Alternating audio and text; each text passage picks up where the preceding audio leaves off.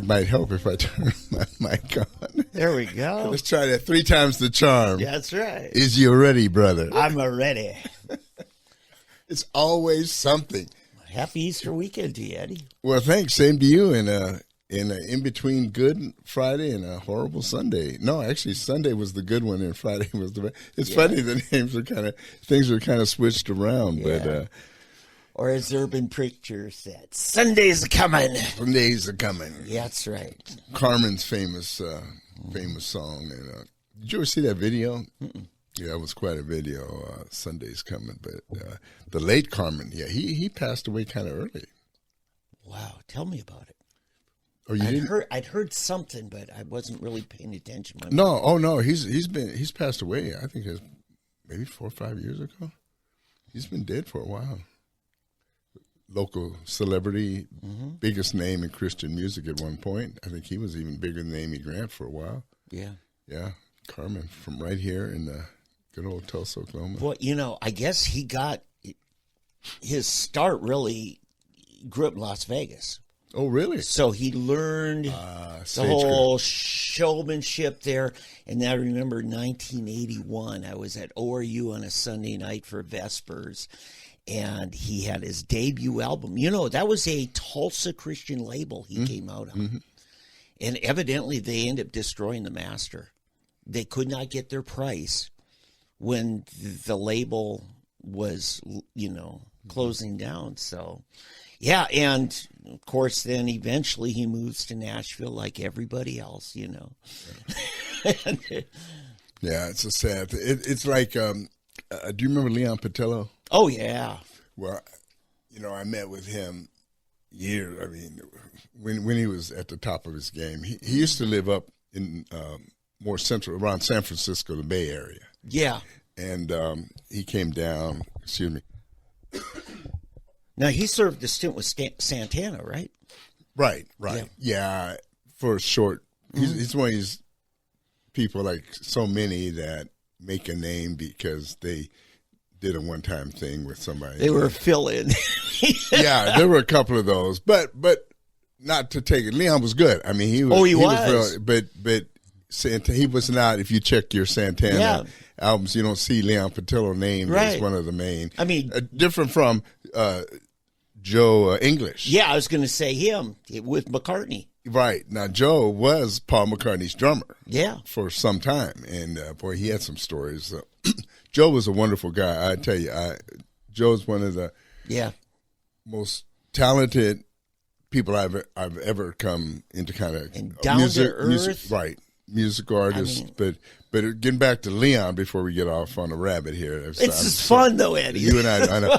But Leon, anyway, this is early on when he was coming down. He had done some concerts at Calvary Chapel, Maranatha concerts. They had these great Saturday night concerts. So anyway, he had come down. Now, this is Calvary Chapel. The main, Costa Mesa. Right, in southern L.A. area. Yeah. Well, Orange County, way down. Costa Mesa, California. Yeah. It's about an hour and a half. To me, it's all L.A. Yeah, well, but today it would be considered a suburb because L.A. is so.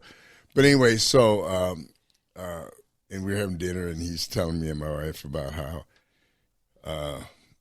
how bad it was up in in San Francisco and being an artist and everything, and the temptations, Sure. and he didn't want to move down south to the L.A. area because it was so bad. He felt the temptation was really bad. Sure.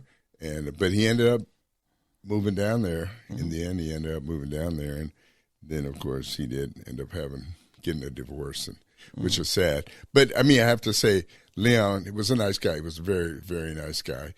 And his wife actually ended up becoming a big-time executive for Sparrow Music. Oh, is that right? Yeah, they were the L.A. big label in Christian music. Sparrow? Yeah. They were actually Nashville.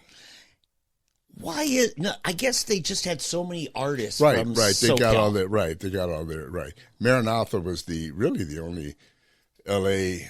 label, truly California. Well, not even L.A., but California label. Was a Christian. Excuse me. The only Christian California label, really. Oh, and then Frontline came around later with all of their. It was pretty much a rock label. Yeah, that was stuff. Eddie DeGarmo was part of Frontline, wasn't he? No, he was Forefront. I'll say. Yeah, I know. That, I know. I had to get them straight in my mind. DC Talk, DeGarmo and Key, and several others. But anyway, I don't want to get off on that. I confused Forefront, Frontline. Yeah. Right. But anyway, I don't even know how we got here from Carmen, but to Leon Patillo. Right. Well, you talk about people who got their start in secular. So Carmen has his debut. Oh, that's it, right? Called Breakthrough. It was the one. It was white with paper and Carmen peeking out, and but yeah, just a local guy, And, yeah, makes it big. But he knew the business. I think you and I were at the same concert he did that was kind of sponsored by Feed the Children at the Mabee Center. It was a free concert. I never ended up not going. Is that right? No, we drove by because I've never seen anything like this. That's massive. It had a double ring all the way around. Yeah. The ORU stadium. Yeah. But anyway, he had a bigger, or not bigger, but I would say he had as big of a crowd at the stadium as Donald Trump did. Yeah. And it finally. You're gonna go there, aren't you? It finally kicked. Carmen may actually have had 25,000 people because they couldn't fit everybody in. And people couldn't get in. Right. And Carmen truly had the entire arena, where Trump, a week ahead of time, booked a 3/4 arena setup. Right. Yeah. Well, Carmen couldn't have because the stage takes up. No, I mean, I was sitting in the nosebleed all the way across the ring. And there were people behind him. He had his I see what you're saying. Way up on the catwalk, not the true, building catwalk, but he had his own catwalk. Right. Yeah, and I mean, up where the exit is. Yeah. But this was part of the stage setup. No, I know, but it had to go where they have it usually set up. Mm-hmm. It's where that, the big gap where they load in and load out. They set up the stage back into there, all the way into there, where normally it starts in the arena itself. Yeah. It went all the way. Like when Frank Sinatra's there, he was Theater in the Round, where he was set up right in the middle. Right. And that's where you get probably the maximum. Yeah, that's what Def Leppard did that again, and that's why their shows were so unique and so good. I'm sorry, I've slipped into the secular. Forgive me. But one of my favorites is Def Leppard. I confess. Bad Eddie. Yeah.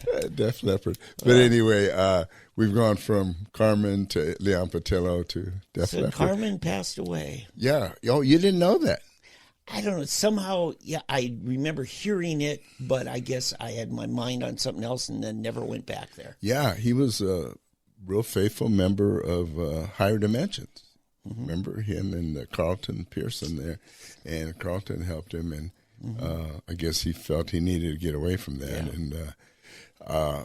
And praise the Lord. I mean, I never knew. I think I met Carmen or one time at one of these GMA Gospel Music Association things. May have said hi or something, but I never got to actually meet or know him. You know what I mean? Yeah. It's funny. There's such a difference. Do you know so and so? Or my kids would ask me, "Do you know so and so?" Or Dad, "Do you know so and so?" I said, "Nah, I don't think so." Or say, "Yeah, I know them," but the key is, do they know you? That's true. That's the key. I mean, how many people know Eddie the talk radio guy, and you don't have any clue, but they think they know you. They think they're right. I used to be kind of. Please forgive us. We do this every week. This first 15 minutes is just. But yeah, I used to be really bad about that. My mom. Forgive me, Vicki. It's our anniversary, by the way. Today is my wife and my 49th anniversary. Wow, godly woman. I mean, she's amazingly a saint. Yes, go ahead. I know what he's really. I know where he's really headed. No, I'll just leave that there. Yeah, I know. Just leave it lingering in the air. But anyway, so anyway, you just throw me off for my deal. My wife, myself. What was I saying? It's your anniversary, Eddie. No, before that. 49 years. It happened April 19th. There was something. Is it Hitler's birthday today too, or something? I mean, since we're chasing rabbit, let's chase them all. Your mother might Timothy know. McVeigh, the Oklahoma bombing. When was that? Was that? That was 30 years ago today. Today, okay, so it's Hitler's birthday. In fact, April 19th is an amazing day in U.S. history. So many Lexington, Concord today. You know, Great moments in American history. The Waco disaster today. Wow. I'm trying to think if Ruby Ridge was, but there's a lot of things went on there that are liberty oriented or misguided people. Is in fact, what would be really cool is if sometimes we had Stephen Jones in, who's Timothy McVeigh's defense attorney, a lifelong Republican, and a lawyer client of mine had dinner with him. They were working a case together, and while they were out to dinner, he starts going through all the details, and the lawyer. He may not want to come in here. No, I mean, this lawyer's wife told me, she says, I used to think that was a bunch of quackery, that whole conspiracy. She says, I'm totally convinced now. Because I attacked him, and then he came on KFAQ, and we had it out on there. So, I don't know. But he never sued me, so. If he's anything like you, he enjoyed it. Oh, really? Okay.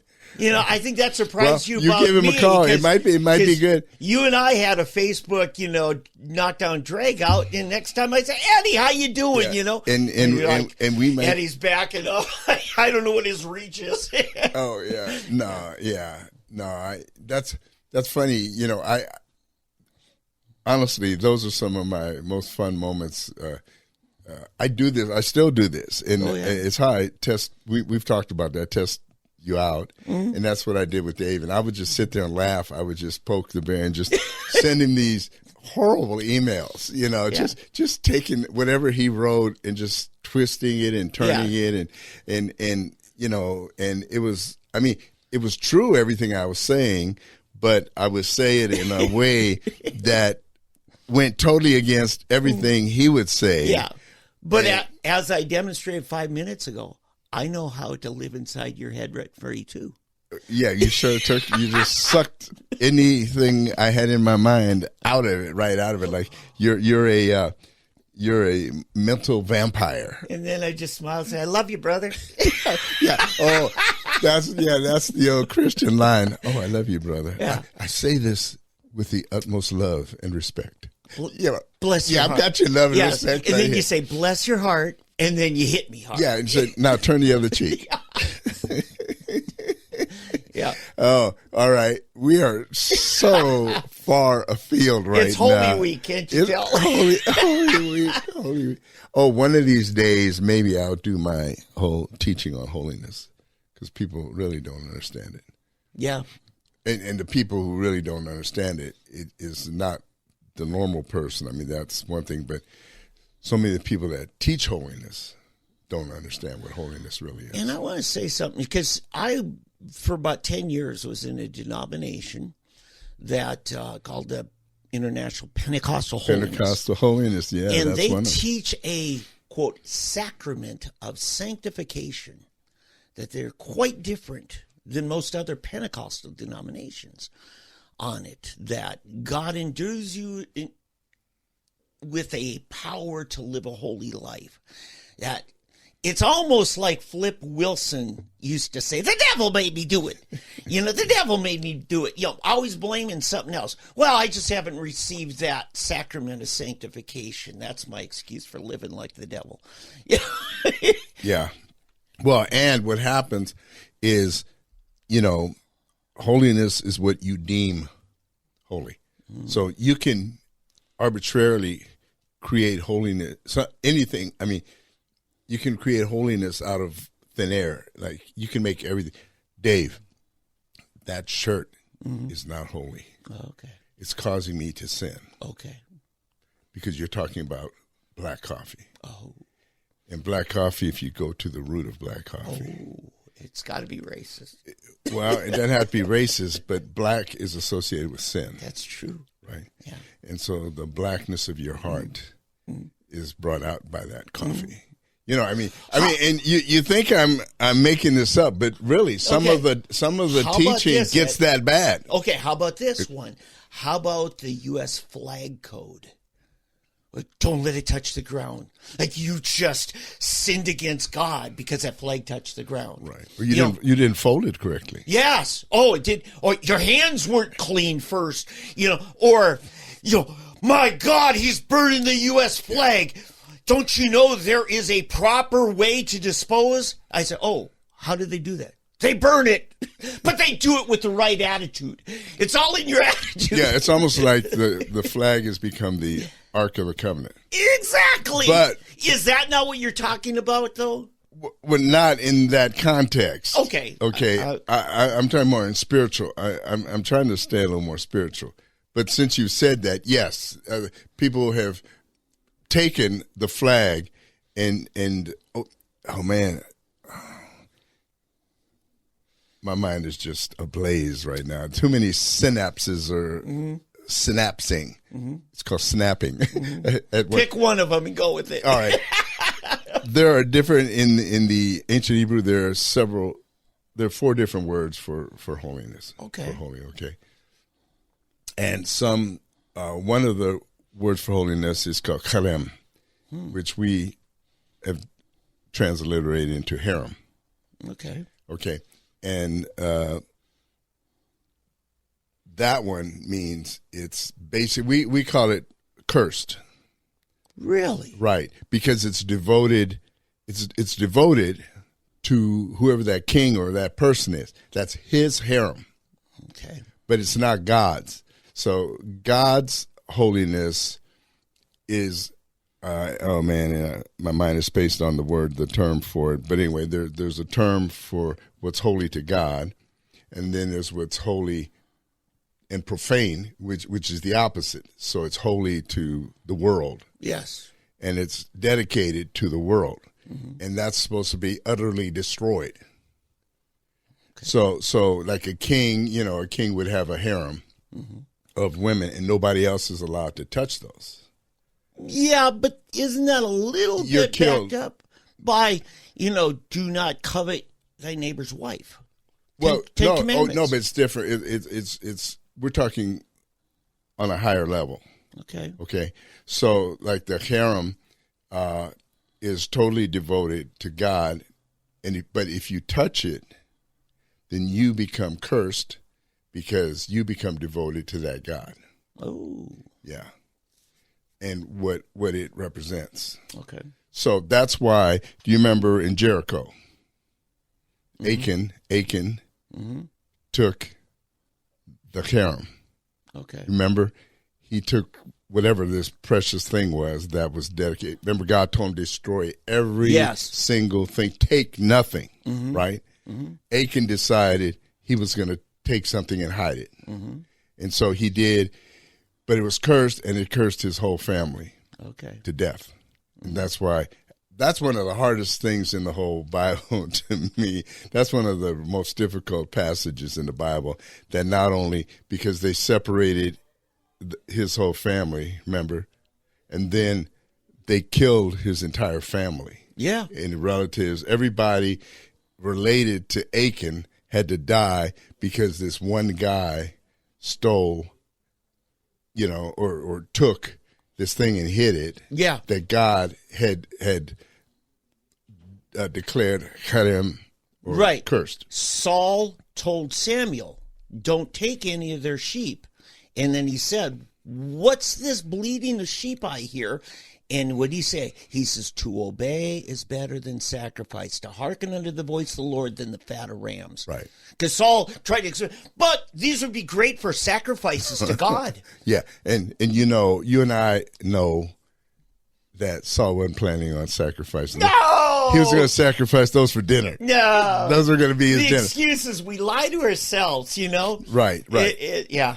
But anyway, so that's harem, and then I wish I could think of the other terms right now. Now but Eddie's actually gone to seminary. The only thing they didn't teach him very well was street witnessing, right? Isn't that the reason you left? No. It had something to do with a KISS concert. Yeah, it did. Yeah, that's what made me realize that seminary wasn't helping me reach the people that I was really called to reach.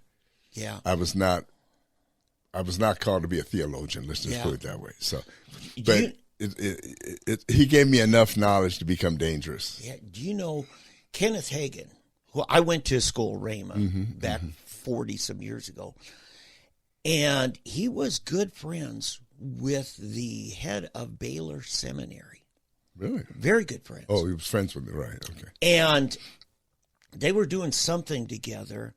And he says, well, I got to get ready for another graduation and concert, this special thing the seminary does, the laying on of hands and all this, And he said, the sad thing about this is about 80% of what we teach them is not practically useful in local church ministry.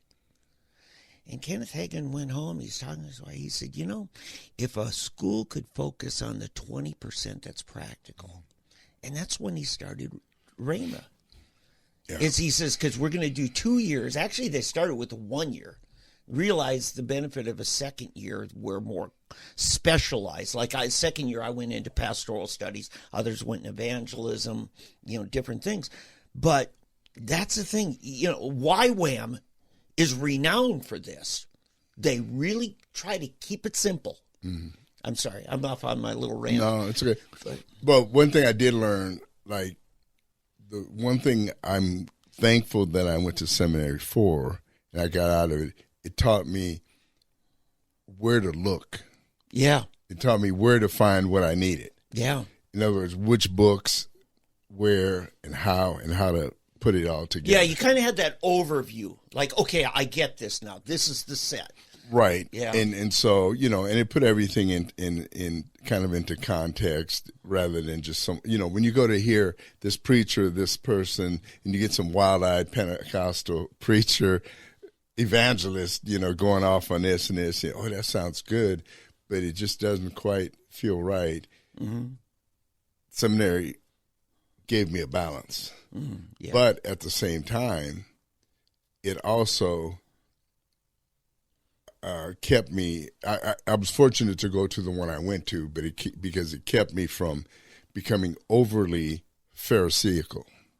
Because you can get to the point where you judge everything everyone else says. Yeah. And always you're looking for the wrong or the fault where you can cut it to pieces and you can make, I one up you or whatever.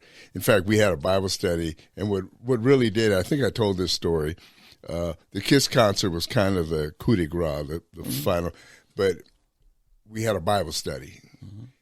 And at the Bible study, we had some of the seminary students, and then we had the some friends of ours, like one, the husband went to Pepperdine Law School, and others, but the wives would come, and I remember a couple of them quit, and I remember one of the wives was a very good friend I used to work with in Texas, and she said, "Eddie, I'm sorry, we can't come anymore because you guys are talking stuff that we just can't comprehend. It's sure. just, it just doesn't relate." Mm-hmm. And it really hit me that, because I realized, we were talking, this esoterical stuff that it really doesn't help anybody. It's not edifying. It doesn't build anybody's faith, and it's great to speculate on and think about. It's like the old "how many angels dance on the head of a pin" kind of stuff. That people actually really got into at some point. Yeah.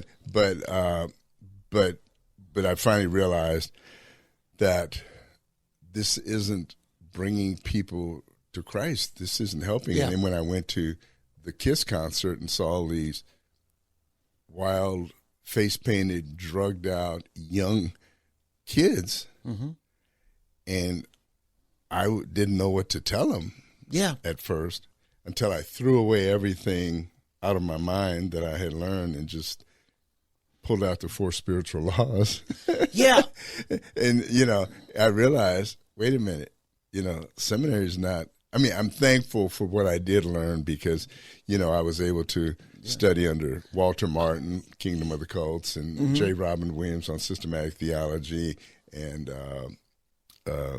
John Warwick Montgomery, one of the greatest apologists around. His books are still, you know.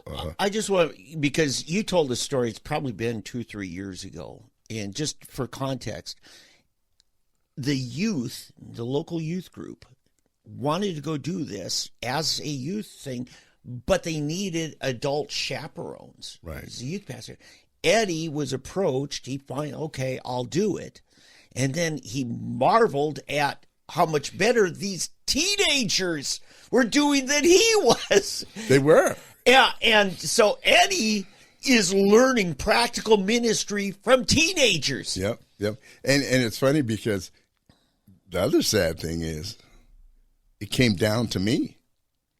Yeah, because they asked you to approach a gang leader, wasn't it, or something? No. I mean, before we even got there, they ended up asking me because nobody else would go. Okay. You know, and then I was tempted to say no, and it changed your life. I think only pride. Yeah, I think only pride is what made me go. I said, well, I can't let these kids down. You know, I would look terrible, you know. Yeah, but it served a pivotal point in your life. Oh, it did. Yeah, it sure did. Yeah, it did. I think it's amazing how God uses things like that. That is interesting because, it did change the course and direction of my whole life. And from then on, yeah. So anyway. You might have become a stuck-up reverend at some little college, Bible college. Yes, and the Lord has said, and we know that he is coming back, and it will be one day soon when you are not ready. Are you ready? Yeah. That used to get me. Oh, man. Oh, we better move on. Hey, as you said, David, yesterday was Good Friday. Tomorrow is Easter Sunday. And we do want to remember the specialness of the occasion, of the time, and so many years ago, 2,000 years ago, approximately, that the world was a different place. Yeah. You know, it's hard for us to fathom what it was really like. You know, I mean, we can try to picture in our minds what life was like and how the people. I remember years ago reading the Book of Kings, you know, 1st, 2nd Samuel, 1st, 2nd Kings, Chronicles, and all, and these and thinking, what was wrong with these people? Yeah, you know, I mean, God was so evident, God was so there, God was so plain to see. How could you end up so messed up? And then I lived a few more years. And I saw how I could get messed up in thinking, and my friends and people around me and people that I respected and loved and looked up to in ministry, out of ministry, could get so messed up. And then I said, oh, I see. Nobody is immune to this. Yeah. It is a battle, an individual battle that all of us have to fight daily. Yeah. Put in that whole armor, on that whole armor daily. It's not a once in a lifetime you say, Lord, you know, I give myself to you and it's over. Yeah. It is. And the humility it takes in Scripture says, don't think more highly of yourself than you ought. Yeah, but think soberly. He says, if your brother's overcome by a sin, restore him in the spirit of meekness, considering yourself, lest you also fall. Right. We all have a daily pilgrimage we're going through. We have choices. You know, our heart may be right, but that doesn't mean every action corresponds. That's right. Yeah. That's right. It is. It's a daily walk. It's a daily battle. It's a daily struggle. And you know, it's funny because when we first come to the Lord, we have this incubation period I think we're everything is good. Oh, sorry. Are we still broadcasting, by the way? We're still audio. It's our video that I'm trying to restore. I see. So okay. Anyway, yeah, but we'll be okay. All right. Anyway, it's a constant battle. It is a struggle that we have. Maybe this is supposed to be a more spiritual show than normal. That we're we never really dictate. We do make plans. I've got show notes here. That we are supposed to use. Dave's got his, but let me say this, because maybe this is for somebody out there. Early on, when I became a Christian, I think I was a Christian for about a month or so. And all of a sudden, that kind of Shekinah, or that covering that I feel God puts on a new believer, it left, and all of a sudden, I woke up one day, and it was like I'll never forget this, because it's like I had almost a vision of a demon sitting on a closet, up on a closet. And what happened, I was at my parents' house, and I took a nap, and I woke up, and this thing said to me, "Oh, I didn't feel saved anymore." It was like everything was gone. That wonderful feeling, the glow that I had experienced for 6 weeks or whatever, and it was like this demon was sitting there and saying, "You back now? Are you ready to get on with your life again? You done with that foolishness, et cetera, et cetera?" And I'm thinking, what in the world? What? Wow. And I'm freaking out. Yeah. That I'm having these thoughts and thinking about this, and I'm trying to pray, and I couldn't pray, and everything that had been wonderful, peachy keen, you know, and so that fortunately that. We used to have a Tuesday night believers meeting. And so I went, and afterwards I talked during the worship, couldn't do anything. And then talked to the pastor afterwards. And he said, he just, as he often did, he just kind of chuckled. And I was thinking, what are you talking about? He said, that's normal. And I will never forget this, and let this sink into everybody. It's probably the most profound thing I've ever heard. He said, on a cloudy day, like today, outside it's raining, it's cloudy. Do you ever doubt that the sun is there? Well, no. I said, why? I said, because I've been in an airplane, and when you take off in an airplane, you break through the clouds. It's horrible. It's always a sunny day if you're in the right place. Yeah, it can be snowing, raining, whatever. Once you break through the clouds, it's blue skies and sun. Yeah. And he says it's the same with God. He said, if you can break through the clouds and the turmoil and everything that you're experiencing, just know. And that's what faith is really about, that he is there. The sun is there. And so, Eddie, I got to dig down on this. You're bringing up something that I think I want to hit head on. You hear about somebody who, accepts Christ, has a conversion of that. And you might hear a few months later or see something like, in the judgmental modes, well, I knew he didn't have any. I knew it was just a fad. He wasn't serious. I planted some bedding plants for my wife this last week. You know what? Those little things are fragile. In those little 6-packs, boy, you got to be so careful and just right. And then you water them, and like, oh my God, I blasted the garden hose too hard, in the early days of our new life in Christ, we are fragile. We need tender, loving care. Folks, if you're asking yourself, what calling does God have for me? If you've been a Christian and established in your faith, don't be as judgmental as you are helpful to the young believer. It's so important. Right. So important. So anyway, he told me to just understand that the sun is still there, even though you got the dark clouds. So God is always know that no matter how dark, how cloudy things seem, how bad, God is above those, and he's there. Yeah. So I had to do that. And so, and then we went in, next time, right after that, we went into worship, and all of a sudden that whole spirit lifted. But I did, here's something else that I did. This may be needed for somebody out there. I don't know who, but you may need this. But the one thing I did, I prayed this prayer, and I still pray it today. If I'm wavering or if I'm doubting or something, and that is, God, don't let me go. And then it's a double hook.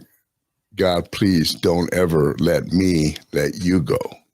Because see, it's one thing to pray for God to not let you go, but you've got to watch out for yourself, because God, that's easy. God will never let you go. Yeah. But we can let him go. So to make that sure, just ask him to take your side too. In other words, give you whatever it takes to not let him go, to keep your faith steadfast, no matter what you go through, up, down, in, out, around, boom, that you're still holding on to him. Amen. And you've seen the movies where somebody's hanging off a cliff and will they make it? They're just barely hanging on.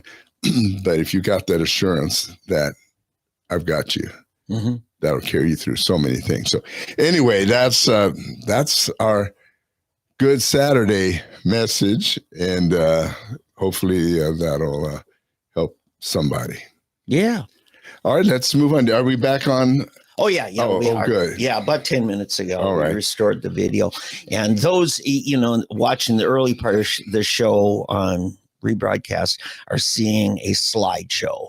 Oh, okay. That fills in. So we have a constant video, but it's best of. Best moments when we're not picking our nose. When we're looking the best. Yeah. Hey, this week, it's so funny. Most of the news has been about our friend Garcia. Senor Garcia. Or is it Saint? The pillar of the Baltimore community. Saint Garcia. Yes. And his message of love for his wife. Yes. For those who have been living under a rock, let me say, it's weird to me how the Democrats can pick one person. One person out of the hundreds, the thousands, they can find that one person that they want to make their martyr, their saint, the poor. And he's not even a good candidate for it. But it's just weird to me how all they got for right now. I know, but it's just but it's just weird to me how they can get so off on this, and make it their thing. But it shows how silly they are. To be honest with you, it really, really shows how silly they are, because he's not a good candidate, and they're actually creating more problems for themselves than they need to. Yeah. So, but anyway, what's been going on? U.S. Supreme Court issued a ruling earlier Saturday. This is a follow-up. Yeah. Blocking. Now, see, the first I thought, what? All of this is undermining the president and so forth and so forth. His deportation of these criminals, criminal aliens is what they're particularly the Venezuelans. Right, but exactly. It's specific to certain Venezuelans, and not even all Venezuelans, certain ones. It says U.S. Supreme Court issued a ruling Saturday morning blocking, at least for now, the deportation of any Venezuelans held in North Texas. It's only in North Texas. Okay. It's not if they're in another state. The justices instructed the Trump administration not to remove Venezuelans held in the Bluebonnet Detention Center. So it's only one detention center. Eddie, be careful here. When they rule on a case like Roe versus Wade, that was a Texas thing, but it set a precedent, which was national, that becomes applicable in other cases. Possibly. Yeah, but this is a temporary thing. Possibly, but right now it is for Venezuelans held at the Bluebonnet Detention Center until further order of the court. And if the reasoning for a deportation is because they're gang activity, so now they have to be part of MS or the Trinidad, right, and Venezuelan, and in here illegally without any papers, right. So yeah, that's a very small subset of the illegals in the United States. Right. Yeah. Right. That's who the Democrats are trying to pin their case on. Yeah. Fighting that. Okay. I'll wait for more comment after you finish the story. Yeah. Okay. Yeah. And then we'll get into it. Yeah. So Justice Clarence Thomas and Samuel Alito dissented from the majority opinion. SCOTUS had previously said that the Trump administration could conduct deportations under the Alien Enemies Act, as long as the suspected illegal aliens are given due process to challenge their removal from the U.S. In its request for an injunction, the ACLU, the Anti-Christian Labor Union, reportedly argued that the government's notice does not remotely comply with the Supreme Court's order, according to, guess who? That Banner of Truth, NPR. Oh, yeah.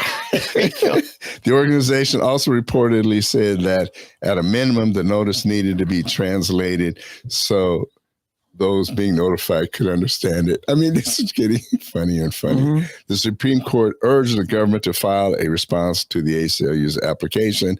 2 federal judges earlier declined to step in, and the U.S. Fifth Circuit Court of Appeals has not made any decision.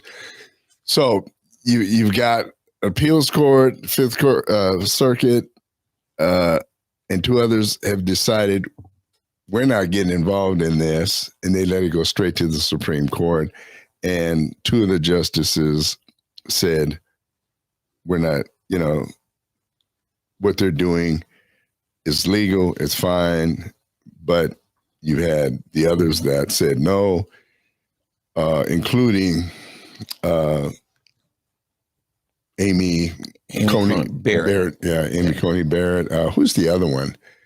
Who are the ones that Trump? He did Barrett, Alito. No, he did. Oh, he didn't do Alito. No, he did Kavanaugh, Gorsuch, and Barrett. Gorsuch, that's the ones, right? Yeah. But I've got a tie in here because, was it 2 weeks ago? There was a ruling that went Trump's way, but there were 4 dissenters, the 3 classic liberals, leftists, and Barrett. Right. And Barrett's dissent said, I still haven't seen where the United States is at war with Venezuela, because to her rationale thinking, one of the pretexts for what Trump's doing is you have to be in a state of war with them. Now, I think she's had time here to make her rationale known to Kavanaugh and Gorsuch and Roberts, who now joined with her and the 3 leftists to make a 7-vote majority, 7-2. Now, you and I have seen the 3 classic leftist women on the court be more political ideologists than truly, jurists. Impartial, right. Yes. And it's possible that Alito and Thomas are more looking at the practical reality of the ruling than the solid basis in law, in facts. So are you also joining the naysayers? I'm supporting what Trump's doing. I think the legal platform that he's building in law, he may have chosen the wrong one, at least in this very narrow case here. Now, if there was an act of terrorism, that would probably, and then some kind of authorization by Congress, then we'd be fine. All right, here's my problem with all of this. Mm-hmm. Okay. If anyone comes into the country and they're not here legally, yeah, and they don't have a green card, yeah, I agree. If you try this in any other country, try it the other way. Try to go to Mexico without a visa and go to Europe, any country in Europe, they will put you on a plane and they don't pay for it. Okay, but Eddie, you have to pay for it. Here's the problem. You're thinking much like what a lot of us have seen 20, 30 years ago, where they just snuck into the country. What's happened under the Biden administration is they went in and said, I'm claiming asylum, and got their papers, including a green card. And sometimes they got welfare and they got, a driver's license and all kinds of stuff. Right. But I would be willing to lay money on this table that these guys that we're talking about, 90% of the ones that we're talking about, mm-hmm. that they've already rounded up in this detention center, do not have green card and do not have papers. These are the ones that have come across the border. Or we have proven that they've falsified their statements on their papers, such as, dude, you got a tattoo that says you're part of Trinidad. You said you weren't, but you got the tattoo. Yeah, but see, then if you're going to do that, then yes, then we would have to prove that in court. Well, I mean, that gives them an opportunity to. Okay, be careful, Eddie. We cannot say due process equals a day in court, because a lot of the law in the process, due process, is an agency ruling where you get a hearing and somebody who's authorized from the agency. Well, it's an administrative ruling. Right. Okay. All right. But then we should have an administrative court set up to quickly process these people. I wouldn't even be careful. I wouldn't even use the word court, because you're playing into the ACLU, who thinks everybody deserves the full courtroom criminal law scenario. And they don't. Eddie, your Social Security benefits, you've seen people denied it. Was that in a courtroom down in federal? No, that was an administrative law. Right. Really, they might have called them a judge, but they aren't really a judge because they're not part of the judicial. So, Dave, bottom line, because you're confusing me, and if you're confusing me, I have a feeling you're confusing people. Right. What are you saying? Okay. So what should happen to these people? Okay. All I'm saying is, the language used by the Supreme Court is due process. Okay, what is the due process? Due process sometimes happens in the judicial branch, such as criminal law. But in this case, where you're applying for some kind of benefit, i.e. a green card, residency, asylum in that, it's up to an agency to give you due process. Mm-hmm. Where, for instance, this guy down in El Salvador, Garcia, 2 people testified that he was part of this gang. Mm-hmm. And due process means he has a right to respond to that to the agency. That's not a courtroom. That's not a Miranda rights. It's just simply, hey, you're denied relief from this agency because we've made a ruling that in all probable cause, you are a gang member, and which is a violation of the terms by which we grant this asylum. So that's all I'm saying is, don't in your mind conflate due process with court trial. Okay. Yeah. All right. So, but you're saying they should have some hearing by some bureau. Right, because if they're going to present evidence, you want the opportunity to respond to that. Mm-hmm. If he had the opportunity to respond and didn't, too bad for him. This could be a twofer. Mm-hmm. A 2-for-1. Tell me about it. Okay. We could set up these administrative, whatever you call them, mm-hmm. Bureaus, I guess, mm-hmm. to have these hearings. Mm-hmm. Okay. And then if they want to, they can have a lawyer. And we could literally bankrupt the ACLU. Oh, yeah.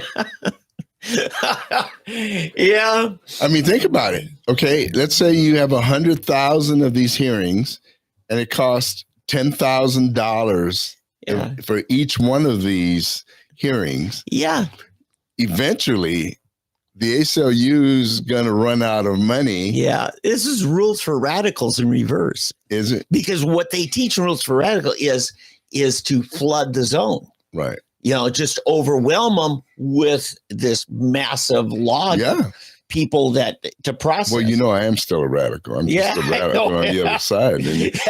But no, I mean, does it not make sense? Yeah. I mean, just do it. Say, okay, you win. Right. And who knows? I mean, maybe, what's the old saying about Trump's playing chess while the others are playing checkers? Yeah. Maybe he's already thinking that. Okay, have it your way. So they set up all of these things and bring them in and charge the ACLU $10,000 or whatever legal fees they're going to provide this and start charging for per then and you got to pay it. ACLU, you want to pay it, and and it ends up $1 billion. Yeah. You're welcome to pay it. But anytime, Eddie, that you're applying for some kind of status or help from the government, whether it's concealed carry, you've done that, or food stamps, Social Security, whatever it is you want, if you're denied, that wasn't in a court in the judicial branch. It was from some agency empowered to make those decisions. Right. Now, you can try to construe a legal case where you sue the government and take them to civil court, not criminal court, but largely we're just talking about agency rulings here when we talk due process. One of the things that's real simple, I said before, be sure when you come and take somebody to deport them, be sure you properly identify them. Yeah. Oh, no, you're right. And that's due process. Right. See, the way the ACLU has been getting away with this stuff, Planned Parenthood, everybody, they have been presenting their cases as a class. Mm-hmm. And what we have to do is take the class out of it and make them individual. In other words, every single case has to be an individual case. Right, because not everybody seeking abortion was a 13-year-old girl who was raped by her uncle. Right. But Planned Parenthood wants us to think the only ones getting abortions are 13-year-olds who are raped by their uncle. Right. So, but in this case, rather than them trying ACLU bringing a case on the class of everybody at the Blue Bonnet Detention Center. No, we want Jaime Garcia, Rosario, Gonzalez, so-and-so, so-and-so, so-and-so, so-and-so, so-and-so. You must, you bring your lawyer and show up at this hearing. Right. And then ACLU, each case, here's your fee, 10 grand. Yeah. ACLU's paying it, you can literally bleed them dry if we do it that way. But we got to quit allowing them to do these things on these class things. And then it ends up costing the government or us all the money instead of. Right. And it's important that process be followed very carefully here. Because if you can show, remember we had Kevin Adams in a few weeks ago, and I mentioned to him, I said, remember the Tulsa District Court judge who all of his criminal felony convictions, I think they were capital murder cases had to be redone because he had this set instructions to the jury that he was told, no, you have to fix that. And he didn't. And so they went through and they said, everybody who's been in this court and been found guilty in that class action now gets a new trial. That could happen if we show the process wasn't done correctly. And if it was violated on a wide scale, that's where they get the class actions from. Right. So, yeah. Right. So, but see, we can let them have the class action and say, oh, you know what? You're right. We will back up, Your Honor. Yeah, we withdraw. So, but now, Jose Ramirez, so-and-so Gonzalez, so-and-so Rodriguez, Sanchez. Yeah. They will show up on this date. Oh no, we want to hold them until trial. No bail. Now, I'd also say be careful about making the argument that he beat his wife, because a emergency order protection is granted just on a complaint. It's really a violation, in my mind, of our constitutional rights, which says nobody will be deprived of liberty without due process of law. You get deprived of your liberty just on a complaint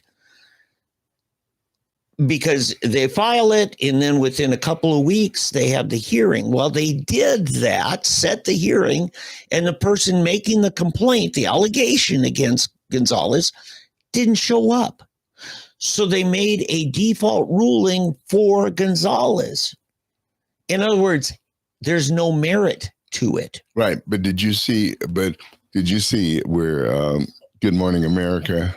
Tell me about it. They had her on there, and Strahan asked her specifically, did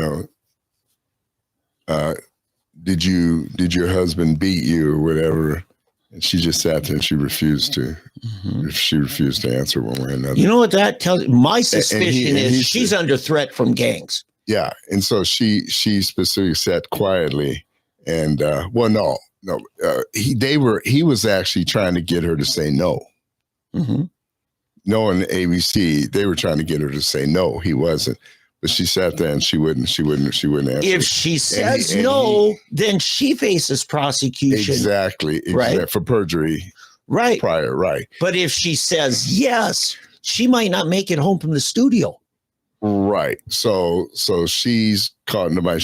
But you could see her face. She was scared. This is very tough. And no, I know. And so, but anyway, what I'm saying is, though, it left them with egg on their face because Strahan had to say, well, okay, well, we will move on to some, because there you are. You thought, we're going to get him because she's going to deny that he did it, but she didn't deny it.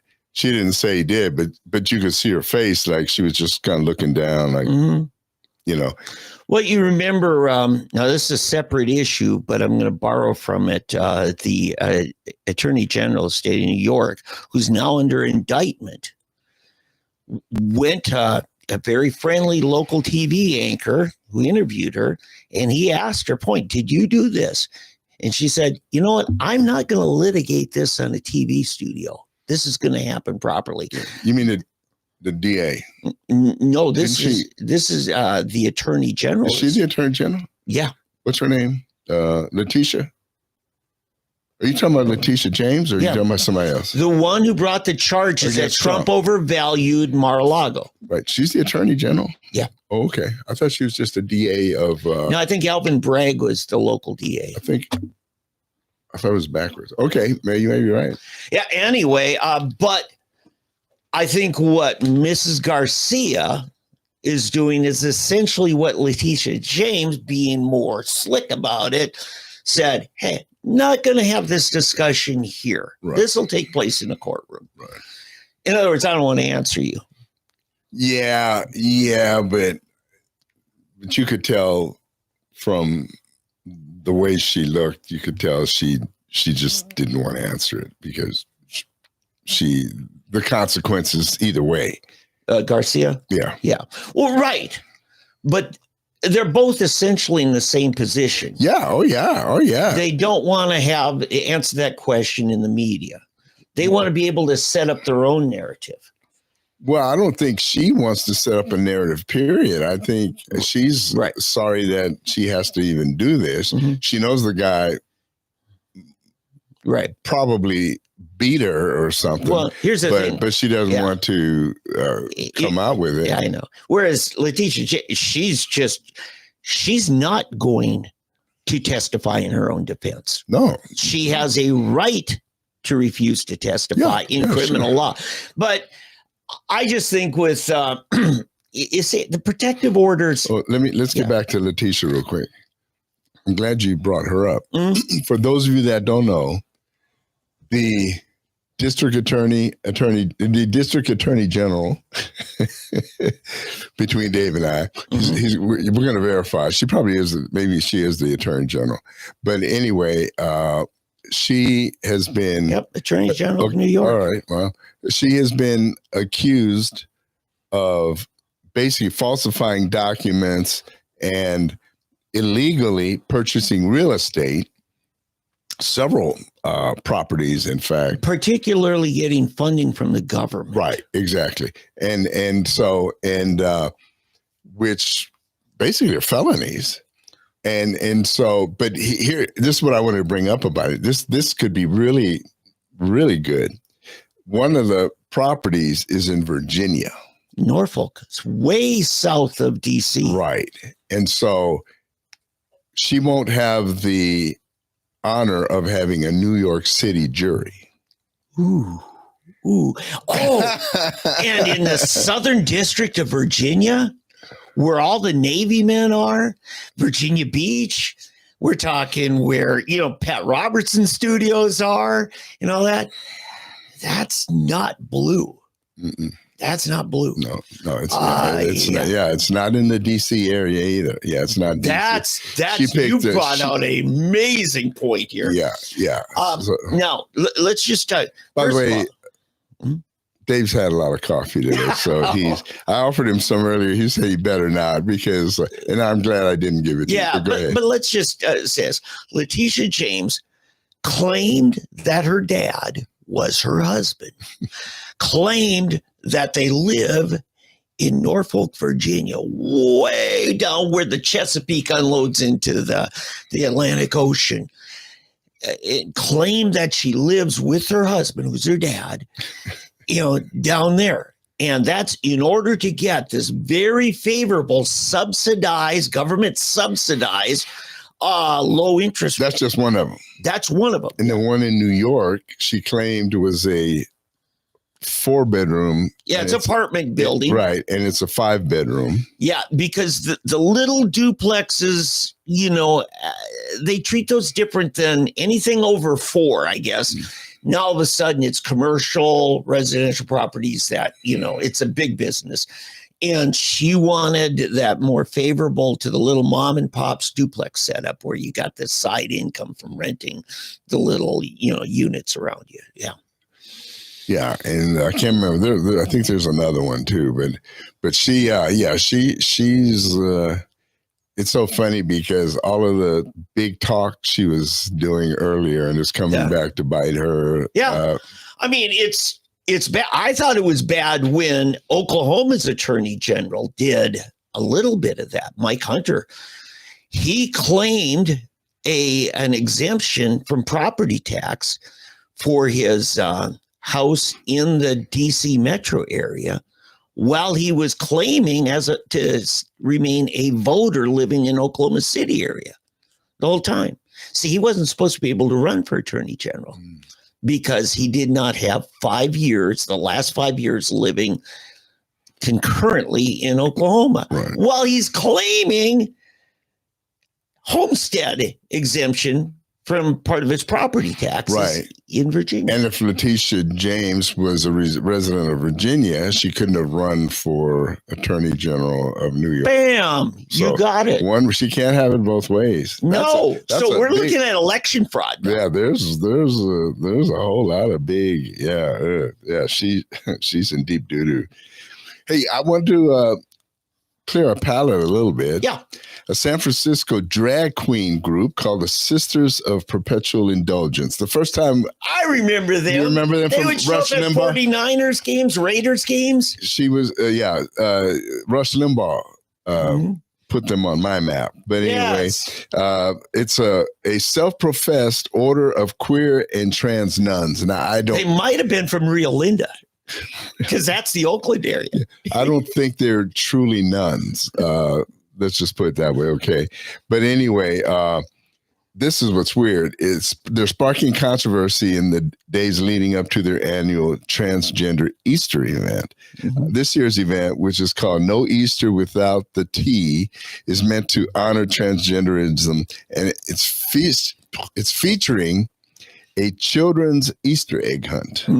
This is the thing that's got people upset. Yeah. Including a hunky Jesus and a foxy Mary drag contest and events for kids, a costume contest, encouraging attendees to come dressed in drag as hunky Jesus and foxy Mary.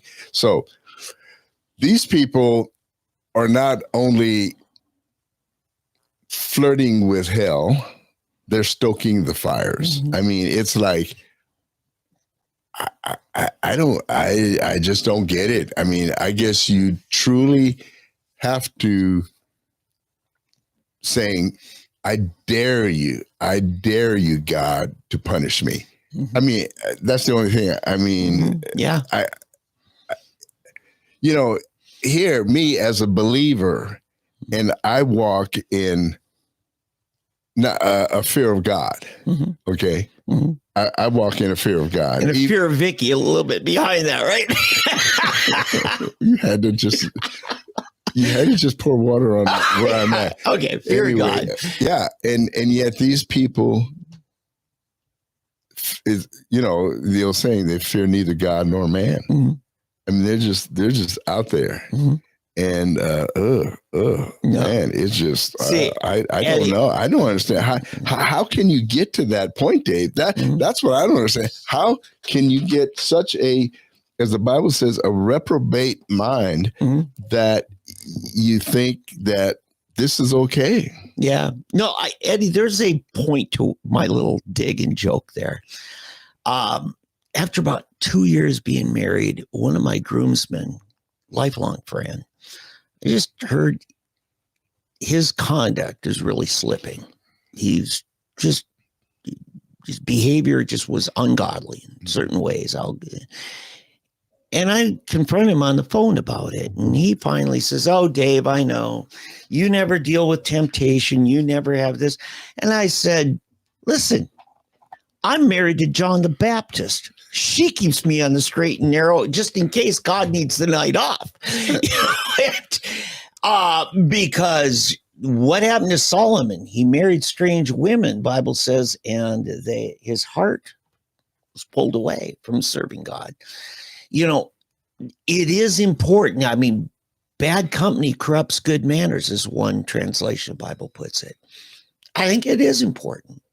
I'm sorry, that was my little thing. So I'm saying a good woman will help a good man stay straight, stay right. Yeah. Yeah. Okay. That's my dig. But we should just fear God. Yeah, amen. That's it. Bottom line. It is. That's the ultimate thing. It is. It just helps to have some good influences in your life. Oh yeah. That should lead you to God, but yeah, it's good to have good brothers, or if you're a woman, good sisters around you that you can have that relationship with. Here's something that for some of you, and I think this is really important. It's a state matter, and national and state. Yeah. And here, coming up very soon, is the Real ID. And I believe it's May 5th is when we're set. May 5th or 6th. You've got to have a real ID, not just a fake ID. No, but what's called the Real ID to travel, to fly. And so when you go to an airport, if you want to do this or that, you've got to have, but there's a caveat. I do not have a Real ID. I will not get a Real ID. Okay. I don't feel I need a real ID. But what I've done and what you can do is get a passport. Yeah. If you want to travel and you feel the need to travel, get you a passport. That costs you money too. It costs you money, yeah. But at least they're not into your private business. Here's one of the benefits, Eddie. Or the other benefit of passport, it doesn't just help you fly around America, it'll help you fly anywhere in the world. Yeah, if you need to bug out quick, you can. However, it's true. That passport though has an expiration date. I think it's like 5 years or something like that. And what's a driver's license have? Eddie, once you reach 65, you don't have to pay for another driver's license again in Oklahoma. Well, that's true. Oklahoma yeah, that's true. If you are getting, I'm just talking the dollars and cents part. Right. From what I understand, it takes like a half hour to go through all the stuff down at your tag agency to get real ID. The tag agency's been overrun for like 3 years that people try. Oh, yeah. And, you probably need your passport or birth certificate and all that to get a real ID. Mm-hmm. Right. Yeah. So I just get my regular driver's license. And then if I want to go somewhere, and if I know my passport is expiring, I'll pay my $100. Yeah. And it's good for 10 years. What's that? Passport. 10 years. Okay. Yes, 10 years. I thought it was 5. Okay. It used to be. It's 10 years now. Yeah. And if you're in good with one of the, like years ago, I needed a passport. This is like, hard to say, but 25 years ago. Yeah, maybe a little more. I was trying to go to England and I realized I didn't have a passport. My passport had expired. And so what I had to do, I had a friend who knew somebody with Senator Inhofe office. Basically, I sent a FedEx to Senator Inhofe's office in D.C. on Tuesday. It arrived Wednesday. They hand-walked it to the passport office in D.C., got it approved, put it back in a thing. On Thursday, I had it back. Wow, that quickly? On 2 days. I sent it on Tuesday. Did you pay for the speedy? Because you can pay more to get it quicker. No, but in 2 days? Well, yeah, right. I was like a week or two out. Right. So I didn't think, but anyway, it took me 2 days to get my passport. If you don't have that, it'll generally take you up to 30 days to get a new passport. Yeah. Out of Houston. Houston's where we send ours here in Oklahoma. So give yourself, at least, I would say 60 days to get your passport the other way. Just get the form down at the post office, at your post office, and then. That's because my kids all traveled, missions work and stuff like that. Had to go through all that for them. But anyway, that's the option. If you don't want a real ID.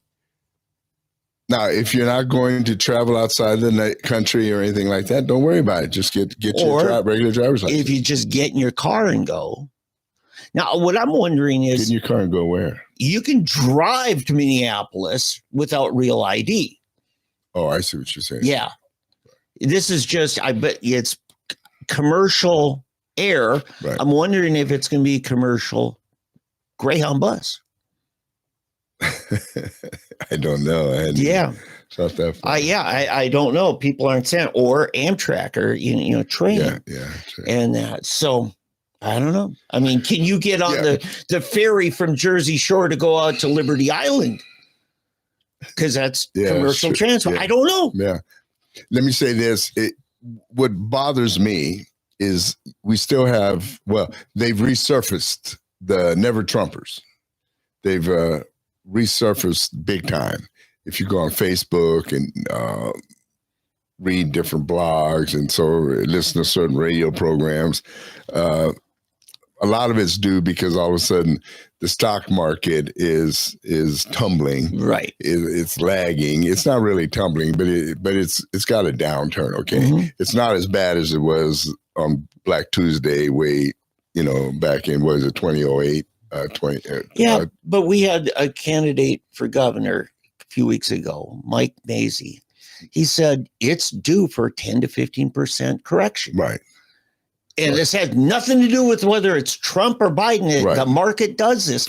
And is this more than 15%? No, I don't think it's much more than 10%. Right. And it's necessary. In fact, it's healthy and good for people that want to make some money, new money. Yeah. So in other words, if you have not invested in the stock market before, now is a good time to get in. Exactly. Because it's down to a point where now, instead of just making money back, you're making new money. Yeah. So, but let me say this. What I've been reading, this is what made me think about it. Mm-hmm. There are people now attacking Donald Trump, saying that he is trying to sneak in the real ID, that it's him. No, it's not.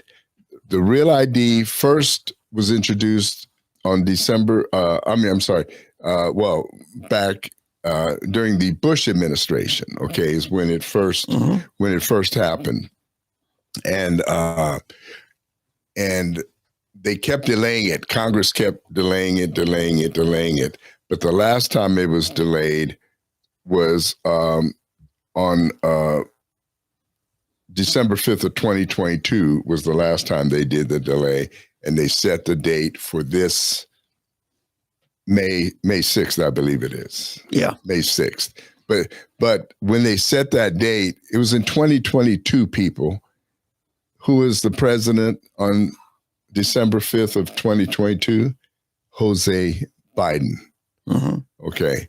So don't buy this if you're hearing that, Trump's introducing the new ID to spy on us, et cetera. No, Trump didn't do this. Yeah, but Trump could issue another delay by executive order, and he hasn't. Well, yes, but at the same time, when he's got all these other things that I think are more important or as important, and as I said, if you're going to travel, just get a passport. Look, this is under the Department of Homeland Security, which is a monstrosity, needs to be disassembled because it was created post 9/11 by Bush and given massive powers. Right. I mean, Secret Service is part of Homeland Security. Coast Guard. Yeah, right. And all the border stuff. So what I'm getting at here is Homeland Security could back down on enforcement of this or recommend to Trump, hey, here's our problems we're going to have with it. I mean, to me, this is just part of the Patriot Act thing that I really have problems with. I think it undermines our liberty, our right to move about freely in the country. I don't think anybody's stopping you from moving about freely. Well, when you just get a passport or get the. That's like saying, if you got nothing to hide, then answer all of the investigators' questions. It's none of their business. Do you? I think I know the answer, but do you have a concealed carry license? I did not file for it. I went through the classes and everything, but no, I did not file for it. Same grounds. I didn't see a need for it. And then, they passed a law that basically allowed me all the liberties of it in Oklahoma. They took away those things. So you don't ever feel you'll need to carry your firearm in another state? Yeah, now that's part of the thing you get is if they have reciprocity. Right. Because, see, like Kansas, it's permitless, right? You don't need a permit. And since that's people from Kansas could conceal carry here and Oklahomans couldn't. Yeah. We were given liberties to neighboring states we weren't given to our own people. Right. And that's part of the thing. And I got to give Nathan Dahm and Sean Roberts and others credit. It was the first bill that Governor Stitt signed. Was that one? But see, I believe even if I go to California and if I have my concealed carry and I get stopped, it's not a problem. If I don't have a concealed carry license and they find me with a weapon in my car. Except Illinois. They have no reciprocity. It's really bad. I mean, in my classes, they flat out said, avoid Illinois when you're traveling. Avoid. Yeah. Doesn't matter how new it is and all the documentation. Right. Stay away from Illinois. Yeah. It's that bad. Don't carry a weapon. Yeah. And I think it's a violation of our Second Amendment rights. No, I agree. Yeah. I agree. Somebody needs to work on that. But I'm just saying, so what I'm getting at is we've got a battle between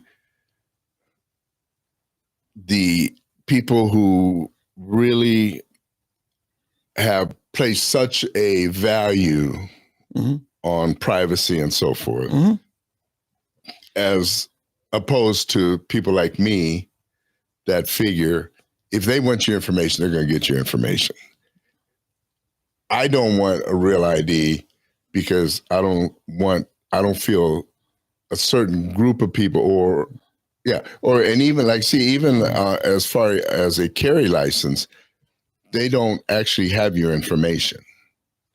They run a check on your driver's license, but they don't actually, after that, they don't know what weapon you purchased or anything like that. Right. Yeah. My thing is, it's very fundamental in this. You're assumed to be law-abiding until they can prove elsewise. You shouldn't have to jump through hoops to prove that you're law-abiding. It's their obligations on them to prove you're not. So, I mean, we were talking to Jeb Bush about it, David Oldham and I, and Jeb said, license is liberty. And we're like, this guy doesn't get it. He thinks the government has the right to make us jump through additional hoops, pay fees, go through all this crap to prove that we are law-abiding citizens and worthy of our constitutional rights. Yeah. See, I look at it a little different. I look at it more or less for a safety issue, like a concealed carry class. Okay. I think there's a value in making everybody go through, depending on what type of weapon you have. Okay. Now, if it's just, a 22, 30-06, whatever, to go, hunting, whatever, then fine, give them you can do that. But it's like, for example, I brought this up on KFAQ. So do you feel that we should have to have driver's license? No. Oh, okay. Well, at least you're consistent. At least a lot of people are hypocritical to me when they think that, you got to have a driver's license. Well, why? Well, yeah. Now they argue, and this is so important to their principles, that driving is a privilege, not a right. Okay. And they hammer us with that. Hammer is that, it's not harmful to others until proven otherwise. I think it's both. Well, we're treating it like it's a privilege, but do I get on a horse? Do I need a license to ride a horse? No. So I asked my dad when I failed my first road test, Dad, did you fail your first? He says, never had a road test. I said, how'd you get your driver's license? He says, well, when they finally made them required, you just filled out an application, sent and they gave it to you. You were assumed to be law-abiding. It just gave them something to take away from you when you proved that you were irresponsible. Right. Drunk driver and that. Right. But that's how they start. And then a little more and a little more and a little more. And that's the thing, the threat to liberty. They do it in little chunks at a time. But see, okay, so, all right. So like, so let's say you're out here and you have an accident with somebody, okay, and you exchange info. What info? Exactly. That's really where I'm headed, and they have no driver's license, but so they give you some info. They just say okay. I like you and I have an accident. I say my name is Charles Edwards, right, and I live at 57 Pipe 11. Right. I always call a police officer. Leave it to a police officer to verify their information, and I take off, and we get a police report. But I leave. But if you leave, it's called hit and run. Right. But how are you going to find me? Right. Well, I have witnesses. I mean, people saw it. Sometimes, right. People don't always stop. Yeah. Sometimes people egg your car. You come out in the morning. What do you do? Exactly. Right. So what good are licenses if they're going to do that anyway? Right. Yeah. I don't even believe in marriage licenses. How about a pilot's license? Yeah. Again. We don't need one. Well, I don't believe so. Okay. Well, I don't believe in marriage licenses. Uh-oh. Watch out. Newsflash. Yes. David Van Rissingham does not believe in marriage license. It's real simple. T.W. Shannon and I, right after he became speaker, he and I were in the Secretary of State's office, and I made my pitch to him. And I said, look, T.W., I don't believe that the state has the authority to give people permission to get married. He said, we don't give permission. I said, it's called a license. What is a license? It is permission to do that which is otherwise unlawful. Thought about it. He says, well, what do you think we should do? I said, does a baby need a license to be born? No, we certify it. Not yet. Right. We certify it to protect their rights. And a marriage should be certified, just like we have a title to our car, title to our house, to protect our rights. I think it serves the public good. I don't have a problem with that. But a license, we got to go through blood tests. You got, You and I, we're pretty close on it. I would argue with Pat Campbell about that. Yeah. Because so, for example, what about, property rights and so forth? Yeah. I say you can do all of that through wills and trusts and stuff. If I want my wife, I just name her on a quit claim deed, which everybody should get, by the way. Yeah. Quit claim deed versus a will. Wills. Absolutely. Wills are just going to cost you still money. You still have to go through probate. So forget a will, get a quit claim deed, instant, boom, transfer. Okay. Or trust. Trusts are good. But anyway, but it's funny, Pat and I used to have, and even, I can marry, bury, and baptize. You're a licensed minister, aren't you? I let that go. Oh, did you? Yeah. So anyway, I've done weddings. I'm licensed and so forth. So I always say that I'm like you. I don't believe that you need a wedding license. Did Isaac need one to marry Rebecca? There's nice there. You just stole them right there, Isaac and Rebecca. What did he do? Tell me about their process of getting married. He took her in his tent and he knew her. Yeah. And that was it. They were Mr. and Mrs. Isaac. The Greek word koinonia means fellowship. It also means intercourse. It all depends on the context in how they're going to translate it from the Greek. I know that was a story in Hebrew. But that's exactly right. I use that same analogy. Like, when my son was marrying his wife, I said, Eli came out of his tent and he looked, and there he saw his wife on a camel, and everybody starts cracking up because there she is. There she is in her gown and everything, and they're picturing her on a camel, And so, but that's exactly what happened. And all of a sudden we decide you got to have a license to get married, to transfer property and everything. If you need that, deeds, bank accounts, et cetera, just do it through wills, deeds, as I said, quit claim deed and trusts, contracts, do a contract. In fact, nowadays, it's so funny that two people living together, right, can have more rights than a married couple if they don't have a will or something. So for example, let's say, especially in the homosexual community, they almost have more rights in many cases than the heterosexual couples. But basically, if you just do a contract that anything happens to me, everything transfers to this person. That's true. At the bank, life insurance, et cetera, et cetera. You can name whoever you want because you're doing it of your free will. Right. And this is why, people have asked me, about homosexual marriages and all that. I said, look, from a scriptural sacramental thing, I won't call a sin a sacrament. Mm-hmm. Okay. But I will say this, people have a right to enter covenants. Jonathan and David had a covenant that David honored to Jonathan's descendants, right, even after Jonathan was dead. I'm not saying they were homosexuals. No. I'm saying they wanted to share in each other's blessings and in needs.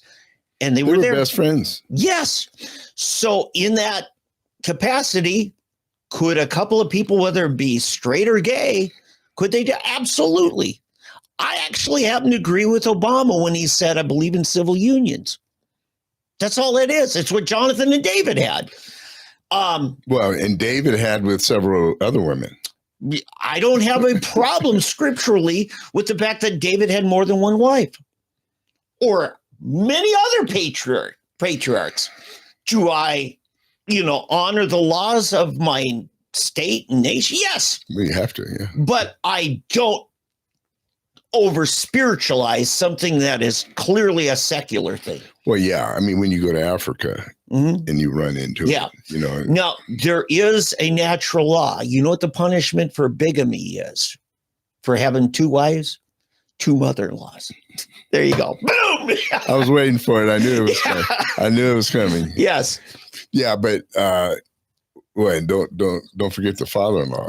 Sometimes that's even the one with a shotgun. That's true. Them fighting over. Well, this one's getting more than that one. But no, you're exactly right. Like I always said, this is what I do in my marriage ceremony. I said, this piece of paper that you call a license from the state, that's not going to keep people together. It's are you committed to each other? Yeah. Are you going to stick it out through thick and thin before God and these people? That's the real covenant. Like you said, the wedding license means nothing. That's a piece of paper. It's basically a legal contract is all that is. Yeah, I'm going to say 13 years ago, I ran Rick Santorum's campaign, and I really demagogued the Ron Paul movement. I mean, I just, all the lawlessness we're going to have here. But I made friends with a few people from the Ron Paul movement. Nathan Dahm was one of them. Richard Engel's another. There are a few others. But it was this marriage issue that really where I found out how libertarian I was. And that's just who I am now. They use a term called statist to label their enemies. The ones that think we got to have laws. Can't be a society without a government. And I'm like, really? No. Yeah, I'm kind of, I don't know whether it's just something about me. I'm not the one that's always trying to defy the law. Yeah. I'm the guy who's always trying to find loopholes. Mm-hmm. So, like, for example, in this case, I don't want the real ID, but I want to fly. Mm-hmm. And I've had a passport all the time anyway, so I'm just going to use my passport. Yeah. If somebody tells me, you can't go in this door, like through this and this, I'm going to try to find another door.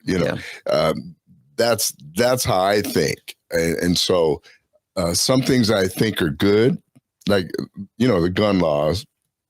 I actually like having a carry license.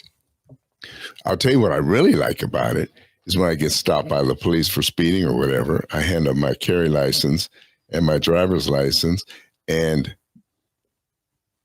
9 times out of 10, they give me a warning versus a ticket. Oh no, we lost our feed. Here's a real problem, Eddie. If you need to go down to the Social Security office, if you need to go to the federal courthouse downtown Tulsa, you can't get in without a real ID. So it's not just about air travel. It's any federal institution where there is a security check. Which the Social Security office is that way. Social Security, yeah. And metal detectors, they're at the federal. Well, okay, so let me ask you this. Here's a lawsuit coming. Yeah. Does that mean that all of the illegal aliens that are down at the Social Security getting their checks can't get in there? Yeah. Well, yeah, and you can still do things online. No, but if you can't get into the social, because one of the problems, if you ever go to the Social Security office, it's full of let's put aliens. I won't say illegal. I was there twice this last summer. I did not see a lot of Latino. I saw a lot of black. I saw a lot of white. Because the complaints I get all the time from people is that it's overcrowded by a lot of Hispanic, whether citizen, non-citizen, I don't know, but that's a problem there. Yeah. In there. Yeah. My problem with this right now is the constitutional right to petition government for redress of grievance. If you can't even get in the building, you can't even walk into the U.S. Capitol now without a real ID because they do security checks. The People's House. What about black people? They can't even get driver's license. How are they going to get a real ID? Yeah, they can't even vote if we have voter ID. They can't even vote. So how are you expecting them to get to the... Yeah. That's funny. That's funny. I got into a big thing this this is a real problem. My homeless buddy out in California called me last night, and he said, like, really? This snuck up on me. And then you said it, and God, it's true. And which means now in Oklahoma, the tag offices are going to be packed full for the next couple of weeks for people hurrying up. Getting their real ID. Because we heard it was coming 20 years ago, and we kept getting delays. And our state fought it for the longest time. Kay Beach, who's legislative assistant for the floor leader, John Eccles, who I hope, John, you got to come on in. Anyway, she's been fighting it like crazy. And then they found out our Department of Transportation just fully complied regardless what the legislature said. They just re-upped all their process and everything, so they would be compliant once it's required. Our agency just ignored the legislature. Yeah. That's a problem.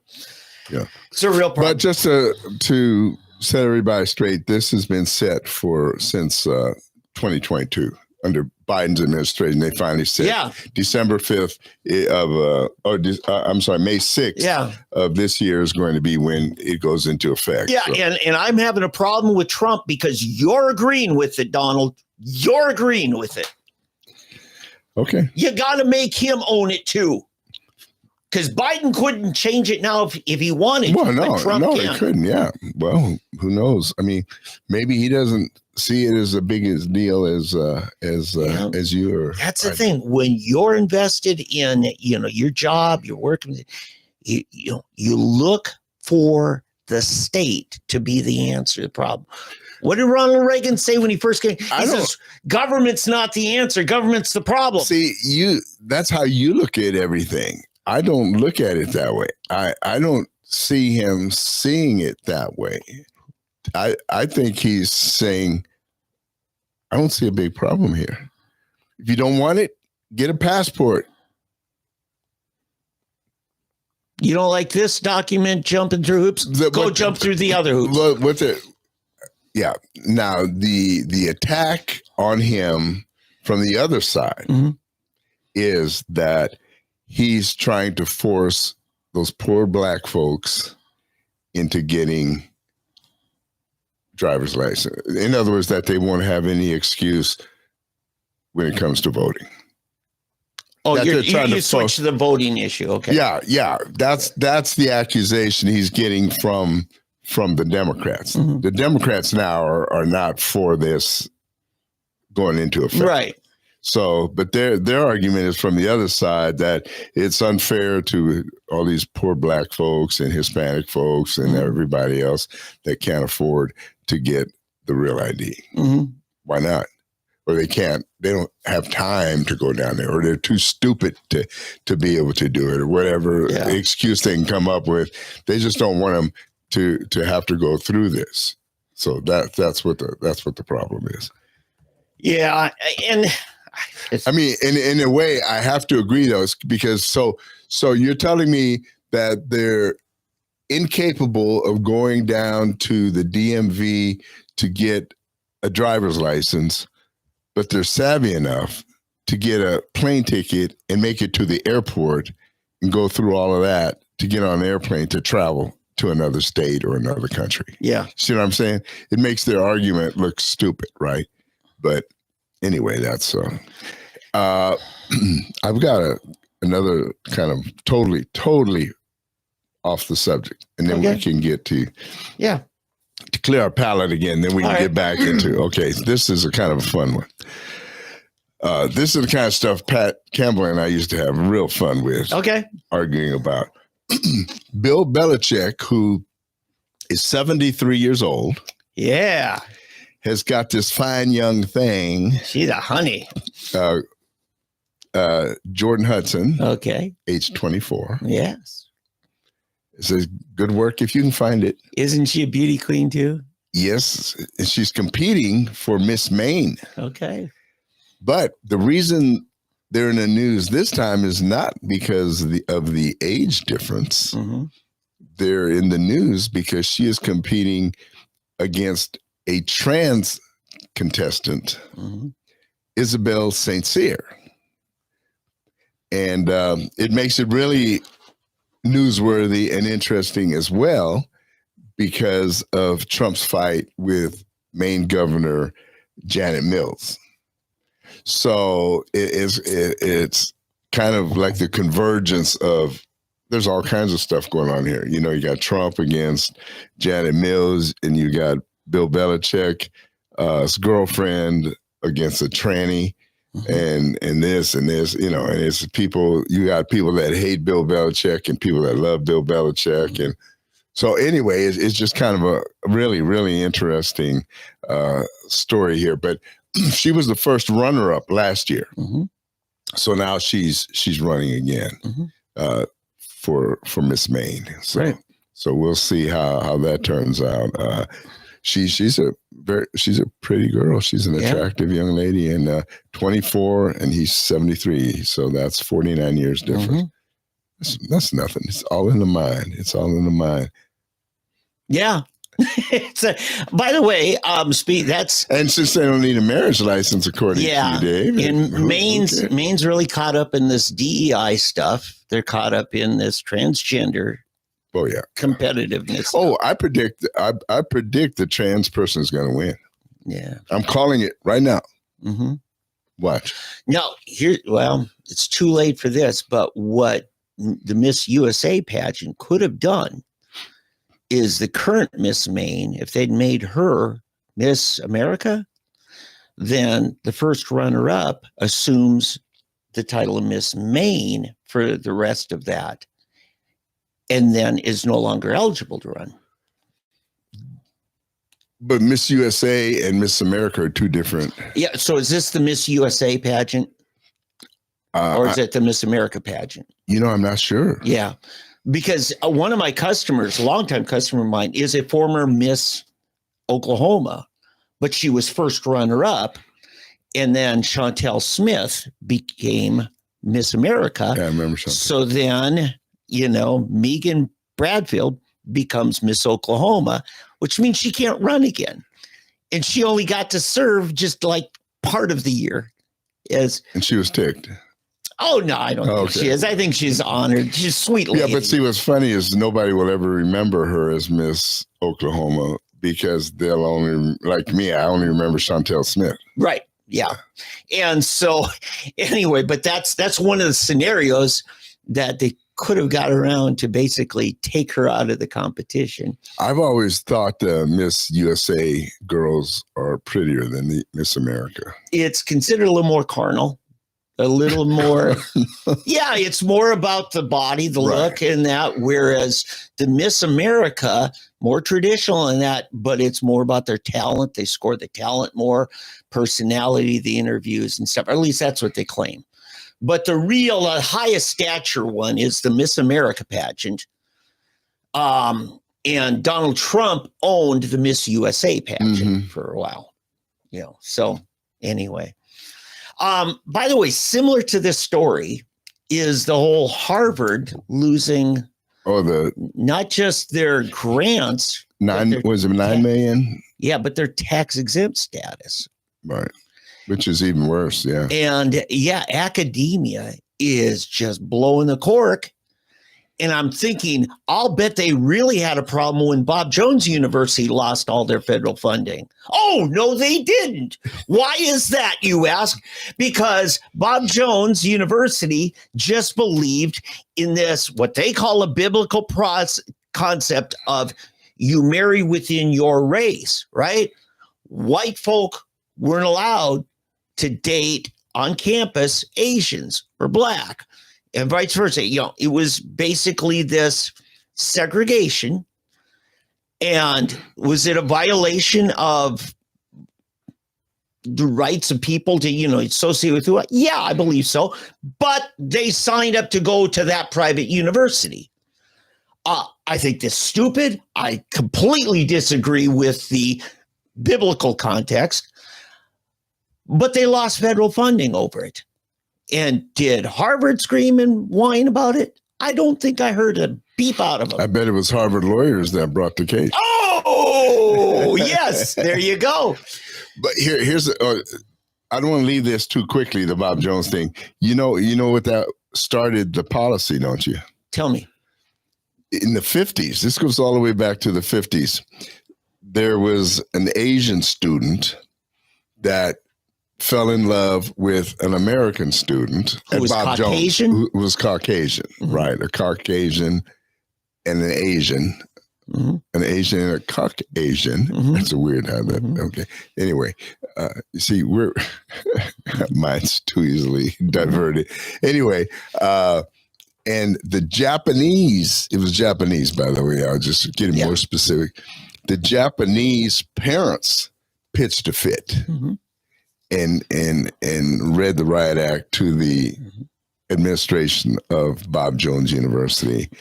And that's what brought in the no mixed dating, no mixed relationship policy. It had nothing to do with black and white.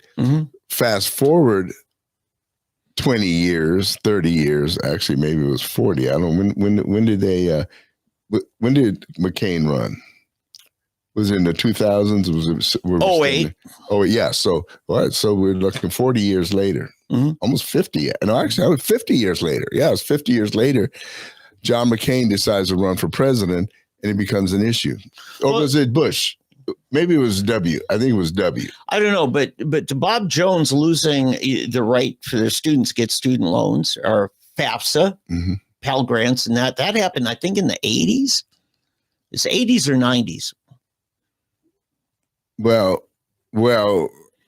that could be. I don't know. But what I'm saying is the whole policy. I'm talking about the policy. Yeah. And they attacked. The attack came against Bob Jones because they endorsed. Well, I think they endorsed McCain and Bush. But anyway, when Bush was running is when it came to a head, and it came out then that basically, because they were seen as a racist university, basically, and so, but it had nothing to do with black-white relationships. It was an Asian family that actually brought the suit against them. And so that's when they introduced that policy. Yeah. I wanted to clear that whole matter up, just to show how these things can be misconstrued by the liberal media. I mean, I wouldn't even call them liberal, because liberal is truly free. The progressive, demagogic left. Yeah. Now, let me just really wrap this thing up. I know you're half black, right? Half German, but okay. My son-in-law. Yeah, thank you. There you go. Hail Elon. Yeah, my hair. But my son-in-law is about 80% black. He's actually got as much Belgian blood as my daughter does. Oh, really? Yes. That's funny. Yeah. And so, at any rate, my daughter, I remember in high school, before she even met Khalil, she said, Dad, what do you believe about mixed marriages? And I said, yeah, Christian ought not be in a mixed marriage. And I said, now let me explain this. I said, let's open the Epistle of Peter. He said, but you, brethren, are a holy nation, a royal priesthood, a peculiar set apart people. Mixed marriages from a Christian perspective is marrying a non-Christian. Right. And Paul agrees with Peter when he tells the Corinthians, right. do not be unequally yoked, right? So if, in fact, the Bible says that in Christ we are a holy nation, marrying within Christ, there is no mixed marriage. Bob Jones University recanted the policy in 2000. It's no longer a rule at Bob Jones campus. So they don't teach it. They don't enforce it. And that, do some people still believe it? Yes. I remember an employer of mine one time, I was running Phil Graham's campaign. And he says, well, I can't support him. I said, why? He says, well, because of his wife. I said, what's wrong with her? Because she's Asian. He said, she doesn't look like an American. I said, what does an American look like? Look like American. Oh, he got mad at me. And he had an employee who's Filipino just 30 feet away. And he's like, what? I don't want to offend her. It's just a funny thing. Hypocrite. Well, here's the thing. And you see this where you used to see outright overt racism. Like, what did they call you first day in the campus of Texas Tech? Spook, yes. You don't see it like that. They couch their racism, or they'll act really nice to you to your face, but their attitude is, you're not really an American. And that's the way Phil Graham's wife was treated by my employer. Yeah, and as I deal with in my book, it's really not about race. That's I probably should have made that a subtitle too. I think I already have one subtitle, but it's really not about race. It's about class. Mm-hmm. And it's just they use race as an identifier. Yeah. And because you can be white and you can pretend to be of another class. Mm-hmm. If you're black, because it's associated with ghetto and lower class, mm-hmm. you could not pretend like somebody else. Mm-hmm. So if you're from the South and you're black, you couldn't change your dialect. Mm-hmm. You couldn't change your dress and then pretend you're from high society. If you're a white person from the South, you work on your diction, your dress and everything, and you could pretend that you were some, son of some rich Southern mm-hmm. gentleman or something, mm-hmm. and fool people, and they would buy it, and you instantly move into the next class, and your kids on and on from there. What happened to you in South Africa? They thought they were just treating you like crap until you spoke. Right. And your speech immediately identified you as an American. Right. And once I was an American, I wasn't black anymore. Yeah. What do you know? I know. It was weird. Or like Ernie Holmes, when they asked him, why are you... Larry Holmes. Larry Holmes, yeah. Why are you... why would you fight in South Africa being black? He said, because if you're black and rich, you ain't black. Yeah. And it was truth. A lot of wisdom in that. That is true. That's why, that's what makes me so upset, because you look at Michael Jordan, Eddie Murphy, Oprah, all these people, nobody, they stay at, they eat at, they hang out at the most exclusive places. Oh, yeah. And you're not going to find them hanging out with ghetto people from the hood, but they'll get on, or I'm sorry, Some of them. I think of Oprah, Michael Jordan, Eddie, those guys. You don't ever see them talking this black nonsense. Yeah, Jasmine Crockett's been running her mouth lately. That's about all she runs. But she's from a very exclusive, very wealthy private prep school. Yeah, she went to Rhodes. And you Rhodes listen College. to her talk. She talks like she just got out of the cotton fields outside of Greenwood, Mississippi. Well, no, it depends on who she's speaking with. Yeah. You see, if she's in a public and it's to her advantage, she will speak very clearly and succinctly and very white. Yeah. But now if you get her in another situation where, not as advantageous to be sounding white, then she get down. She'll talk hood. Remember this freshman black senator from Illinois that Harry Reid finally said, yes, this Mr. Senator Obama was well-spoken. Yeah. Yeah. He was well-spoken for a black man. Yeah. He's not like those others. Yeah. But anyway, where were we? Well, I think we wrapped that one up. We talked about Maine. We talked about Harvard. A couple of state things I want to talk about. Okay. The state Republican Party here in Oklahoma might actually get shut down by the federal government. Ooh. Yes. It seems a former state party chair, or a few of them. Did we mention him in our No, discussion? David McClain's administration got hit with, basically was found to be out of compliance with record keeping, and I think it had to do with payroll taxes for state employees. I don't know, a bunch of stuff.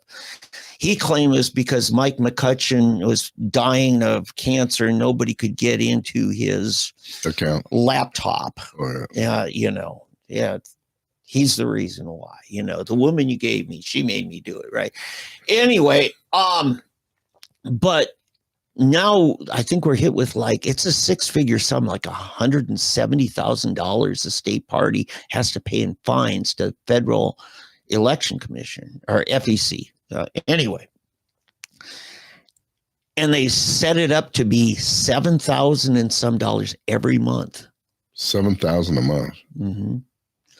Yeah. So you wonder what Nathan Dom's been doing? Well, he's got to raise that money as state party chair, and he's not running again. Right. Whoever comes in is going to be straddled with this. And then you got to have the money to run the party, and then maybe pay yourself or somebody else to actually run the office. So Ferlin Kearns announced on Facebook, he said, look, we can't do it. They'll come lock the doors. They will, get a court order, and they could just shut us down as a party. And Al Gerhardt, who was in last week, I talked to him last night. He said he's talking to the executive director right now that Nathan Dom has in place, who's running Stan Stevens. He was sat in that chair a few weeks ago. Stan agrees with my thought that I think what might happen at that point is perhaps some other entities, maybe our DC delegation, members of Congress, U.S. Senate, might get a new charter and put themselves in charge of the party. Because they tried to do that. James Lankford was part of a deal that changed how the party was run so that the governor, the elected statewide official had some oversight, would have total control. Right. It wouldn't be members going to the precinct meeting and then their county convention. It wasn't going to be a bottoms up anymore. It's going to be a top down. And that could very well happen. This is something a lot of nonprofits do when they are insolvent, is they just fill out new incorporation. Yeah. And continue on. It's a form of filing bankruptcy, if you will. It's just the entity ceases to be operational that owes all the money. And what's at risk here is truly a bottoms-up grassroots political movement. And when you say, hey, the grassroots now runs the party, really? What does that mean? Might be nothing. And, but Nathan Dahm has some serious things to answer for here. Remember when Stan was in, I said, it's important that we have openness so that people in leadership can do their duty. If the chairman's not going to call a meeting, the vice chair has to have the list of who the members of the panel are to hold the meeting. Nathan Dahm was supposed to give the delegate list for this upcoming convention 2 weeks away to the candidates, to people like Stan. Greg Hendricks, the retired Marine officer, he's running for state vice chair right now, according to my talking to Al Gerhardt. It's been done. They haven't received the delegate list. How can the delegates know who to vote for if they hadn't had any connection with these people? And Greg Hendricks, Stan Stevens, Charity Lynch, Wayne Hill, most of these people have been in the studio, in this room. They can't do their job effectively campaigning and running. But then again, Nathan didn't run until the last 5 days. And I really have a problem. I thought Nathan was a different kind of leader.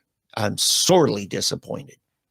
So I just need to give that follow-up because, folks, there are, I believe, 3 people running for vice chair, and Greg Hendricks is being the newest candidate in that mix.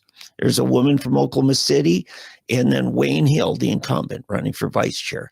For chair, we have Charity Lynch, who is a national committee woman, beat Pam Pollard. She's running for the state now? She's running, she's still holding one office. And I guess, according to Stan Stevens, the RNC said it's okay if she holds both offices. They're not going to have a problem. What office is she holding? She's national committee woman, which is, remember that 4-panel central committee, the chair, vice chair, national committee man, national committee woman.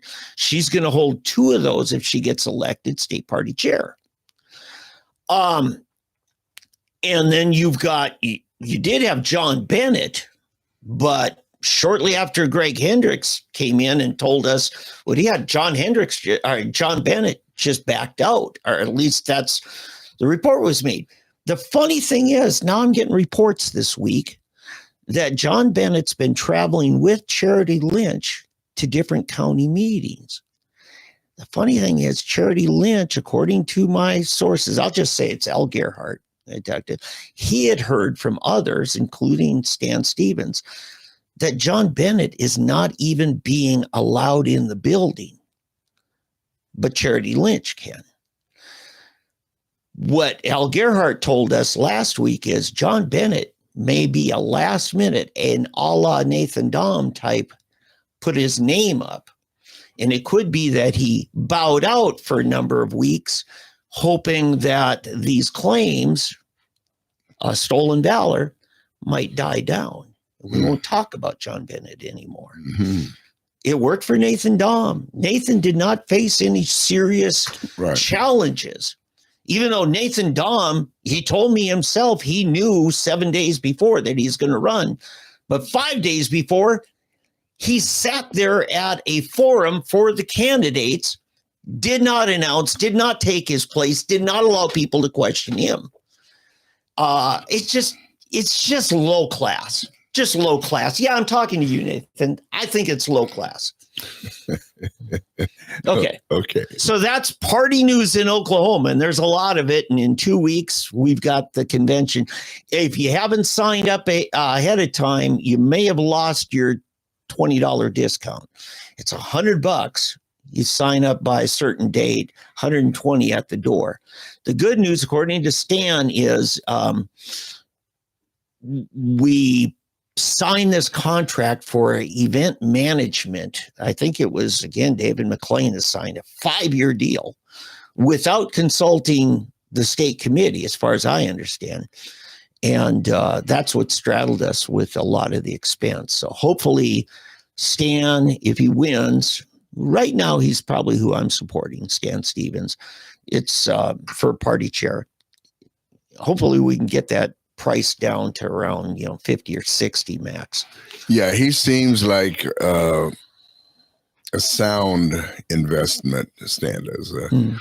We've been putting people in, to me, that have just been, I don't know if populist is the right term, but people that sound good. Yes. They talk a good game. They talk a good game, but if you really look at their background and all of their expertise and everything, the skills aren't there. The skills that you have to have certain skills to run an operation like a state party, even the local, Tulsa County party. Oh yeah, those county, Oklahoma and Tulsa County, very difficult because you don't get paid at all. I will fall back on the famous words of Pat Buchanan describing Jesse Jackson. The only thing that man's ever run is his mouth. And that's the problem. We're putting people in charge who can do nothing more than run their mouth. Right. So anyway, so that's the news there. I don't know what else. Moving to sports a little bit. Did you happen to watch the WNBA draft? No, I didn't. Probably not. Yeah. No. It was interesting. No surprise at the top. Paige, I can't think of her last name. The gal from Connecticut. She was number one. So no surprise. And the now I can't think of any of these girls' names, but the young lady from TCU. She went. I think she was number 10 or 11. But anyway, the reason I bring this up.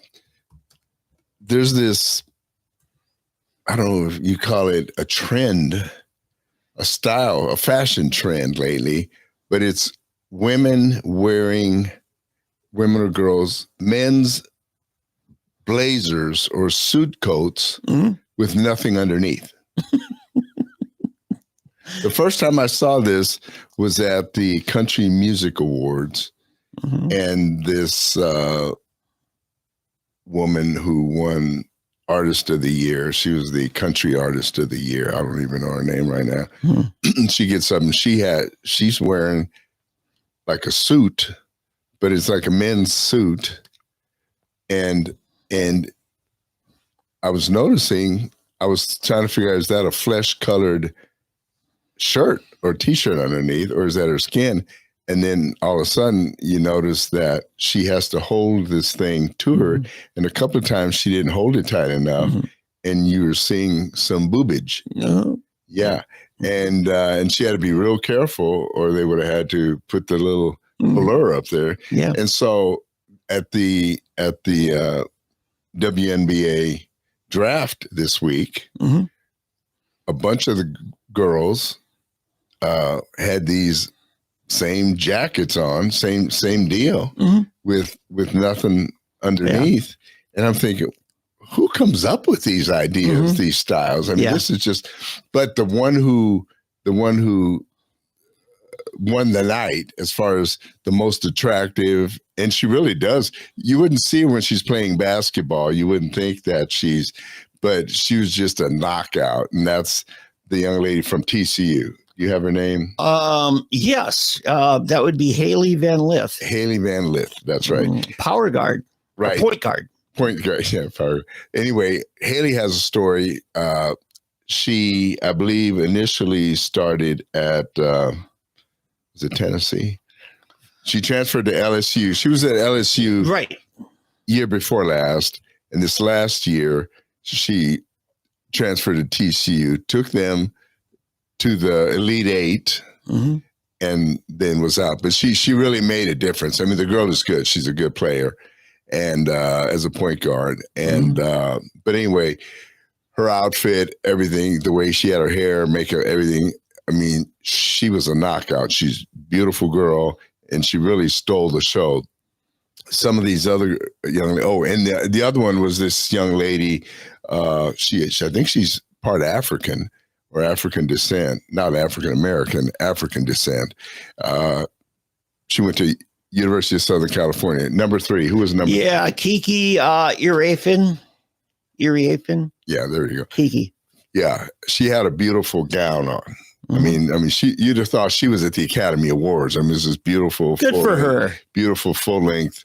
Good for her. And Haley had a sports coat, but she had something underneath and then a skirt. And I mean, she was duded up, let me tell you. So there were a few of the young ladies who really looked good. I mean, they knew how to dress in public. But the others, I don't know what's wrong with these girls.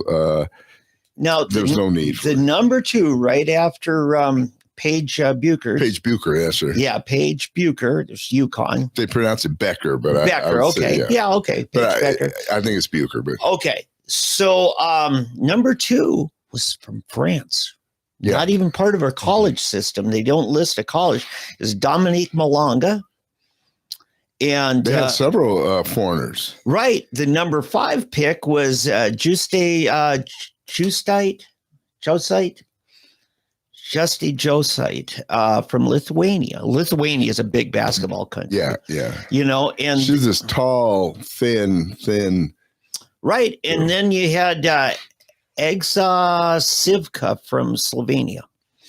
All of those are in the top 10. Yeah. So the WNBA is definitely going global in their draft. The big surprise, one of the big surprises this year is how many Caucasian females were drafted.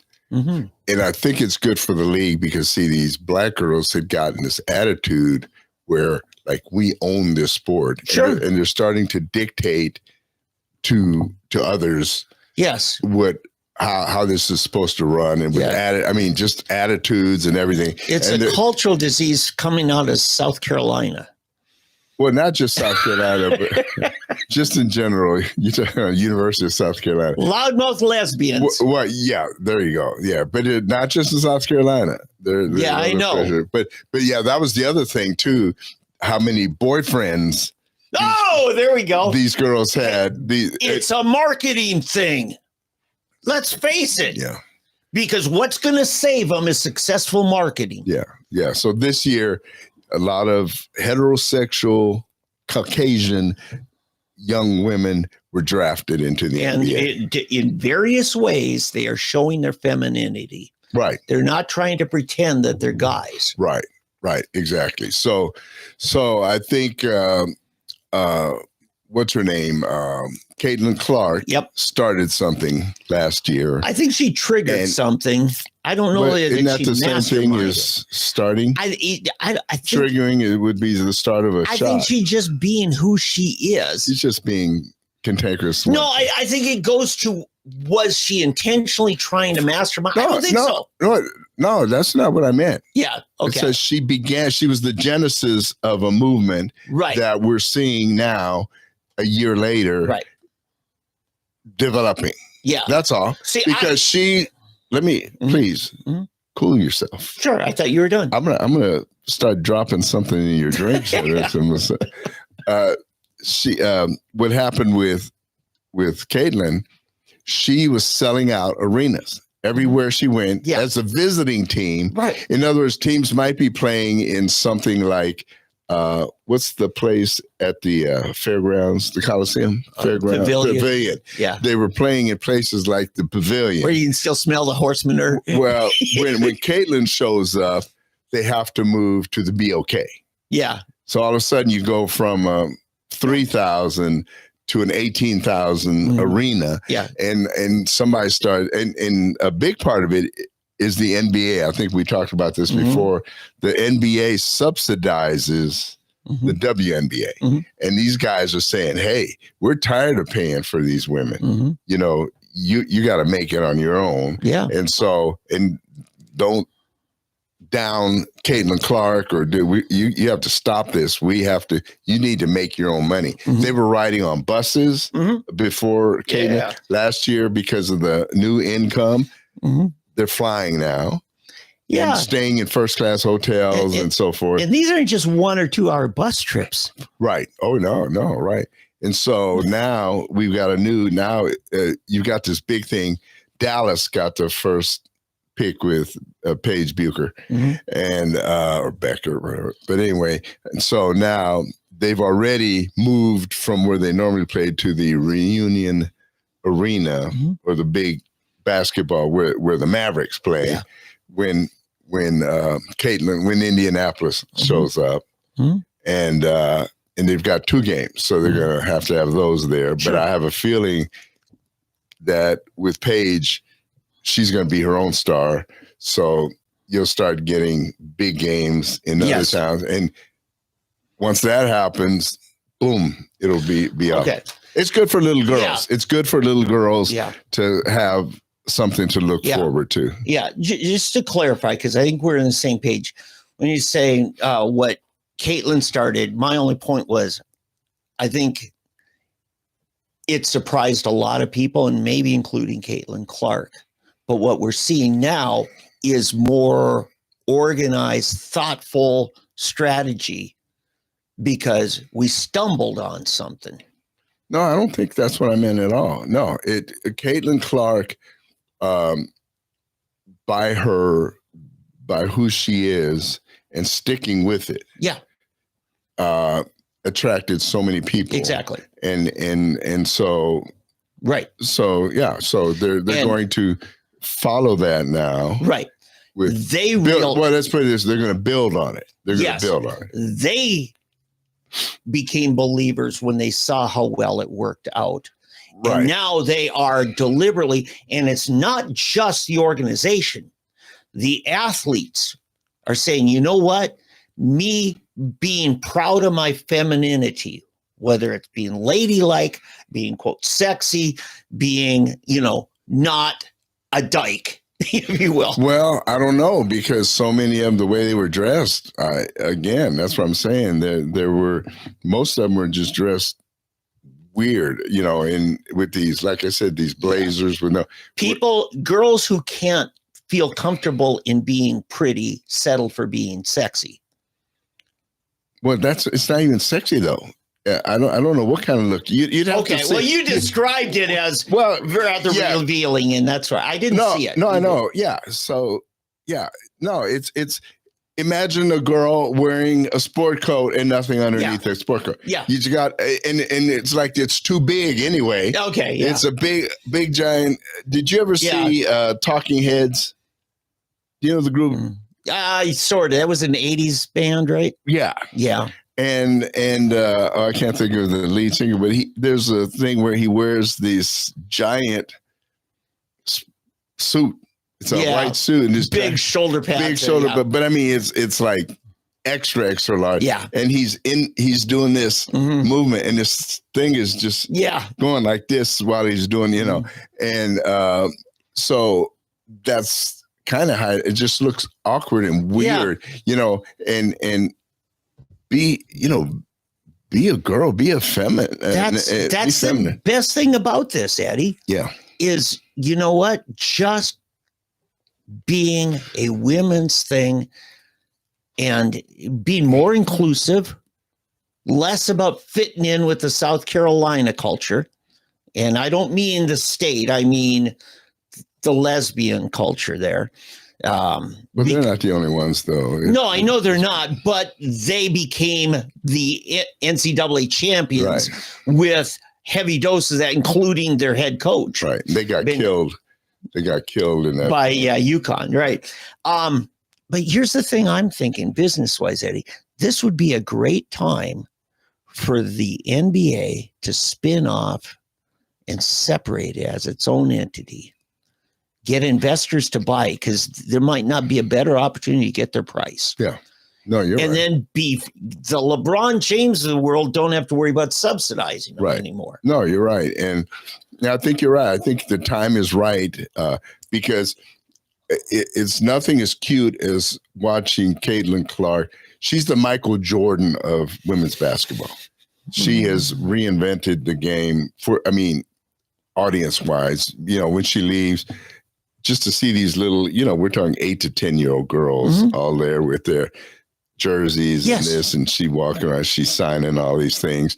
And, if Paige and some of the Haley and the other thing about Haley Van Lith, I don't know if you saw any of the videos, but when they made it to the Elite Eight, there was a press conference and she breaks down crying. And every time she talks, she's in there giving a testimony about how God has, and not just God, but Jesus, how important he is in her life. And she was almost suicidal. She talks about how she almost committed suicide because she wasn't doing well and had real problems with her self-image and so forth. And then she got, had the aid of a sports psychologist, but also her faith brought her through it. And she's a totally different.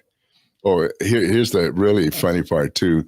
Her boyfriend is a guy. He was a rookie with the NFL last year. Oh, okay. So there's some great stories there. So it's funny that I'm the WNBA fan in the family now. My wife won't watch it. Yeah, well, see, I'm kind of that way about the college women's softball. Oh yeah. And by the way, the Sooners' dominating years are about done. They got beat 2 out of 3 by Tennessee in Norman. Oh, really? Yeah. I watched them beat Alabama. That was a good one. They split with Alabama, but it was in Alabama. Okay. Yeah, right. I saw the second game then when they beat them there. Yeah. So they've lost 5 games, which is, they're definitely a top 10 team, but it's more of a pack. Well, yeah. It's mostly SEC. Yeah, and they may be rebuilding too. We don't know what's. Yeah. Because what's interesting, the game they won was actually won by this freshman who hit a home run. And I felt sorry for the pitcher for Alabama because she was the pinch pitcher. See, I guess girls' baseball is men's baseball in college. Can they put players back in once they take them out?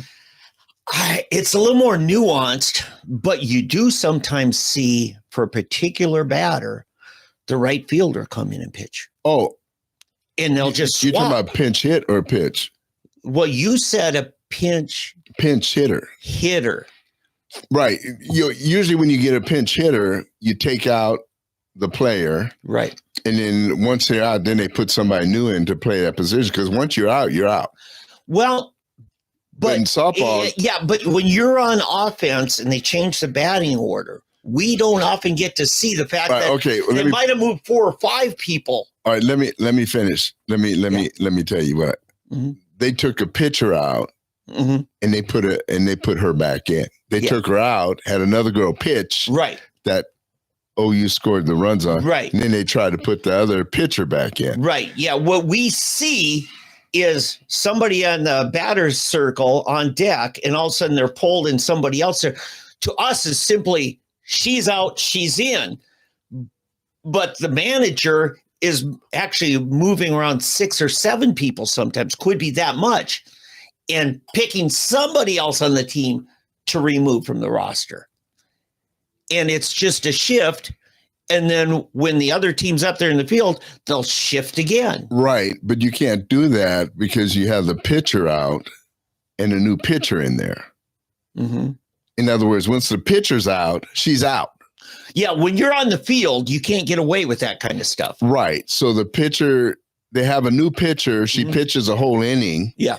Gets killed. Right. And then they bring the other one back. She may have pitched 2 innings. Yeah. And then all of a sudden they bring that first pitcher back in. Right. Which you can't do in baseball. Right. But I have seen them move, like, let's say they want a different pitcher for this hitter. Dave, I'm asking, they brought the old pitcher who was gone.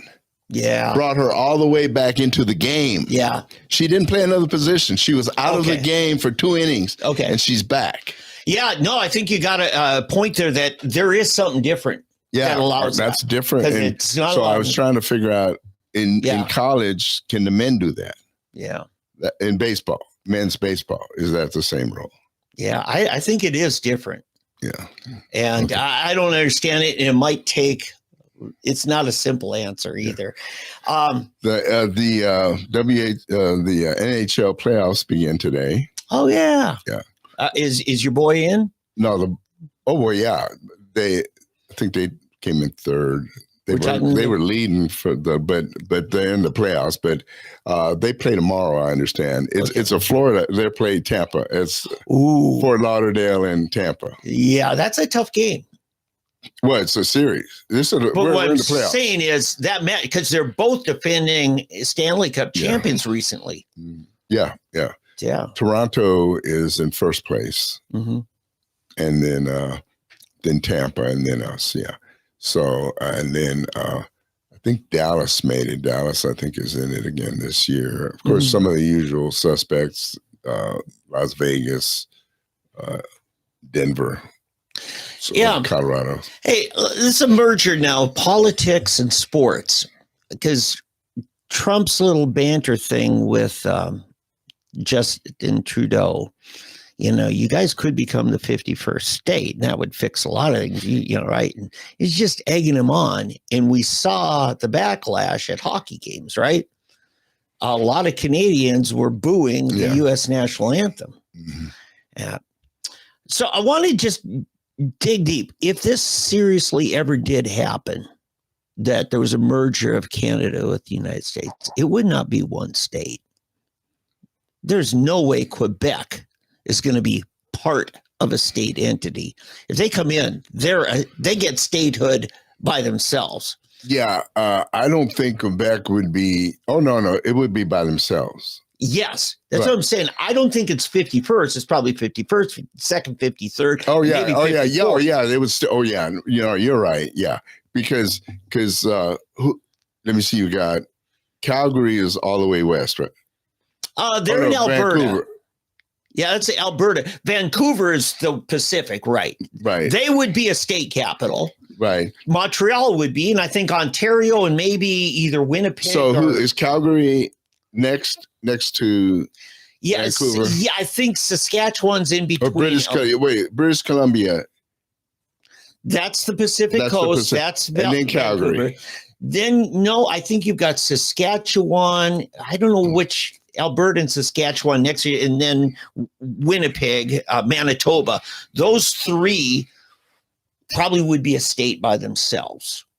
Then Ontario would be a state. But I think, what's the one next to British Columbia? It could be Saskatchewan. Either that or it's Alberta. Okay, I think it's the one that's north of Montana. Yeah, both of them are. I think, they're the ones that are kind of hinting they wouldn't mind being the 51st state. Yeah, and that would be weird, though. Yeah. That would be really weird. If that did happen, that would, to me, what scares me about that is it would be leading us towards a one world government. Yeah. But think of this. Okay, let's say you start getting Canada. Let's say Canada becomes part of the United States, okay? Then Greenland. Mm-hmm. Okay. Yeah. So you got Greenland and Canada. So we got all of that. All of that is then the United States of America. Okay. I think, if you were to throw Greenland in, maybe with Nova Scotia. Well, I'm saying all of Canada. I'm saying all of Canada, right. And then we get Greenland. Yeah, then we own the continent except for Mexico. Well, and South America too. But as we're going, just piece by piece, then of course Mexico said, "Well, hey, you might as well take over us too." Do we want to? It's like that first Shrek where it's like, "Look at me, look at me." Yeah, but no. By the way, yes, Alberta is further west than Saskatchewan. Okay, Alberta's the one. Yeah. But Saskatchewan hardly has I think Regina is their biggest, in Saskatoon, and they're like Saskatoon. Yeah, they're like the size of Broken Arrow, So I think you would see Saskatchewan, Manitoba, and the Northwest Territory, maybe a state. Mm-hmm. Then you have Alberta and British Columbia be a state. So there's two. Ontario, third. Quebec, fourth. And then what do you do if you got a deal for Greenland, but you've also got to deal with, you got Nova Scotia. Now, Nova Scotia belongs to Canada, don't they? Right. It's separate from Quebec. Maybe they want to be like Quebec. I don't know. Part of the state of Quebec. But that's what I'm getting at here is for us to understand if this really does happen, I don't think it's one state. I think it's like 4 states. Oh, yeah. Sure. No. Yeah. Because in the way it sounds right now, only one is really interested in joining us anyway. Yeah, Saskatchewan's not getting squat. There's no development going on there. Yeah. I mean, and I don't know, maybe it's Edmonton that has all the oil resources. That's Alberta. Oh, yeah, that's true. That's why Alberta would be. I mean, why? What is the name of the Edmonton hockey team? The Oilers. The Oilers, yeah. Their oil economy is big there. So, yeah, Calgary and Edmonton are both in Alberta. So that's and then Vancouver. I mean, that's just up the road from Seattle. Right. It's really suburban Seattle, but it's gorgeous. They had was it Summer Olympics there, or was it Winter Olympics? I would think more winter because it's never warmed up there. Right, yeah, but we've had a Olympics at Vancouver. Probably, I bet it's winter. Yeah. I seem to remember the bobsleigh course. Hey, we better. So. Yeah, anyway, so that's going on. I'm trying to think. It seems like I'm forgetting something else, but I'm sure there's some big news item that has hit probably since we've been on the air here. Let's see if there's anything new. Putin just announced an Easter ceasefire, which means he wants to give the guys a day off. And he's encouraging Ukraine to be good Christians and give their guys a day off.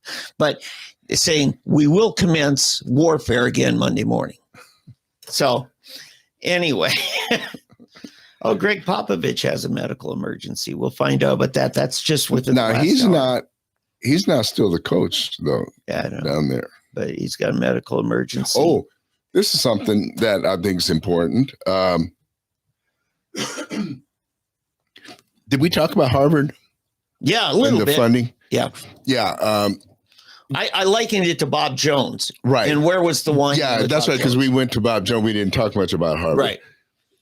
The reason we didn't get into the reason why we're pulling the funds, because of the anti-Semitism, basically anti-Jewishness, anti-Judaism, really, because I don't think anti-Semitic is a good term to use, because Palestinians are actually Semites also. Yeah. And, so how do you separate, Just call it racism. Well, no, I know. But I mean, how do you separate, anti-Middle Eastern or whatever, but anti-Semite kind of pulls, it would be like calling Hispanics and saying like, anti-Hispanic is only somebody that doesn't like Mexican people. Yeah. When everything south of the border basically would be fall under that. But anyway, because of the anti-Semitism is the reason that we are trying to withhold funding from Harvard, and Harvard is not wanting to yield. They're not wanting to say, no, we're going to change our policies. What's been going on, everybody probably and should know that they've been attacking Jewish students and frightening Jewish students at the least. Yeah. And making life miserable. It's almost like being a black student in the 60s, 50s, and early 60s again. Only this time it's Jewish people. And it's like being in Europe. In the 30s, in the early 30s, being in Germany, which I don't blame them for being afraid, because that Germany did not start out killing Jews and with gas chambers. It's something that grew and developed, and if we don't nip it in the bud now, it will continue to grow. And that's what Trump is trying to do in the Trump administration.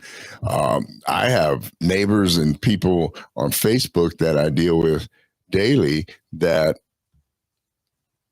are pretty much, I don't think they see themselves as anti-Semitic, but they're so left-wing that because Trump is against it, they're for it. Oh, yeah. It's Trump derangement. It's Trump. Yeah, really. That's TDS is exactly what it is. And so they will support the Palestinian movement just because it's kind of an anti-Trump movement. And even if it's going against an innocent group of people like Jewish American students. And it's the silliest thing in the world. I mean, I don't know what gets into people's minds. It's just crazy. Okay, here's my thought. I'm going to start out by giving an analogy. We have seen the ridiculous and abusive overuse of the claim of racism regarding anything having to do with a black person, right? I mean, you criticize a black politician, it's got to be his race and you're just racist, right? It can't be that he's actually a lousy, public service, right? I'm seeing some of the same recklessness in claims of anti-Semitism. Sometimes there are very legitimate criticisms that deserve to be discussed. And instead of treating it as legitimate and substantive, we're just going to an ad hoc trashing of the person making the claim that they are anti-Semitic. And that is a great harm to the memory of the Holocaust survivors.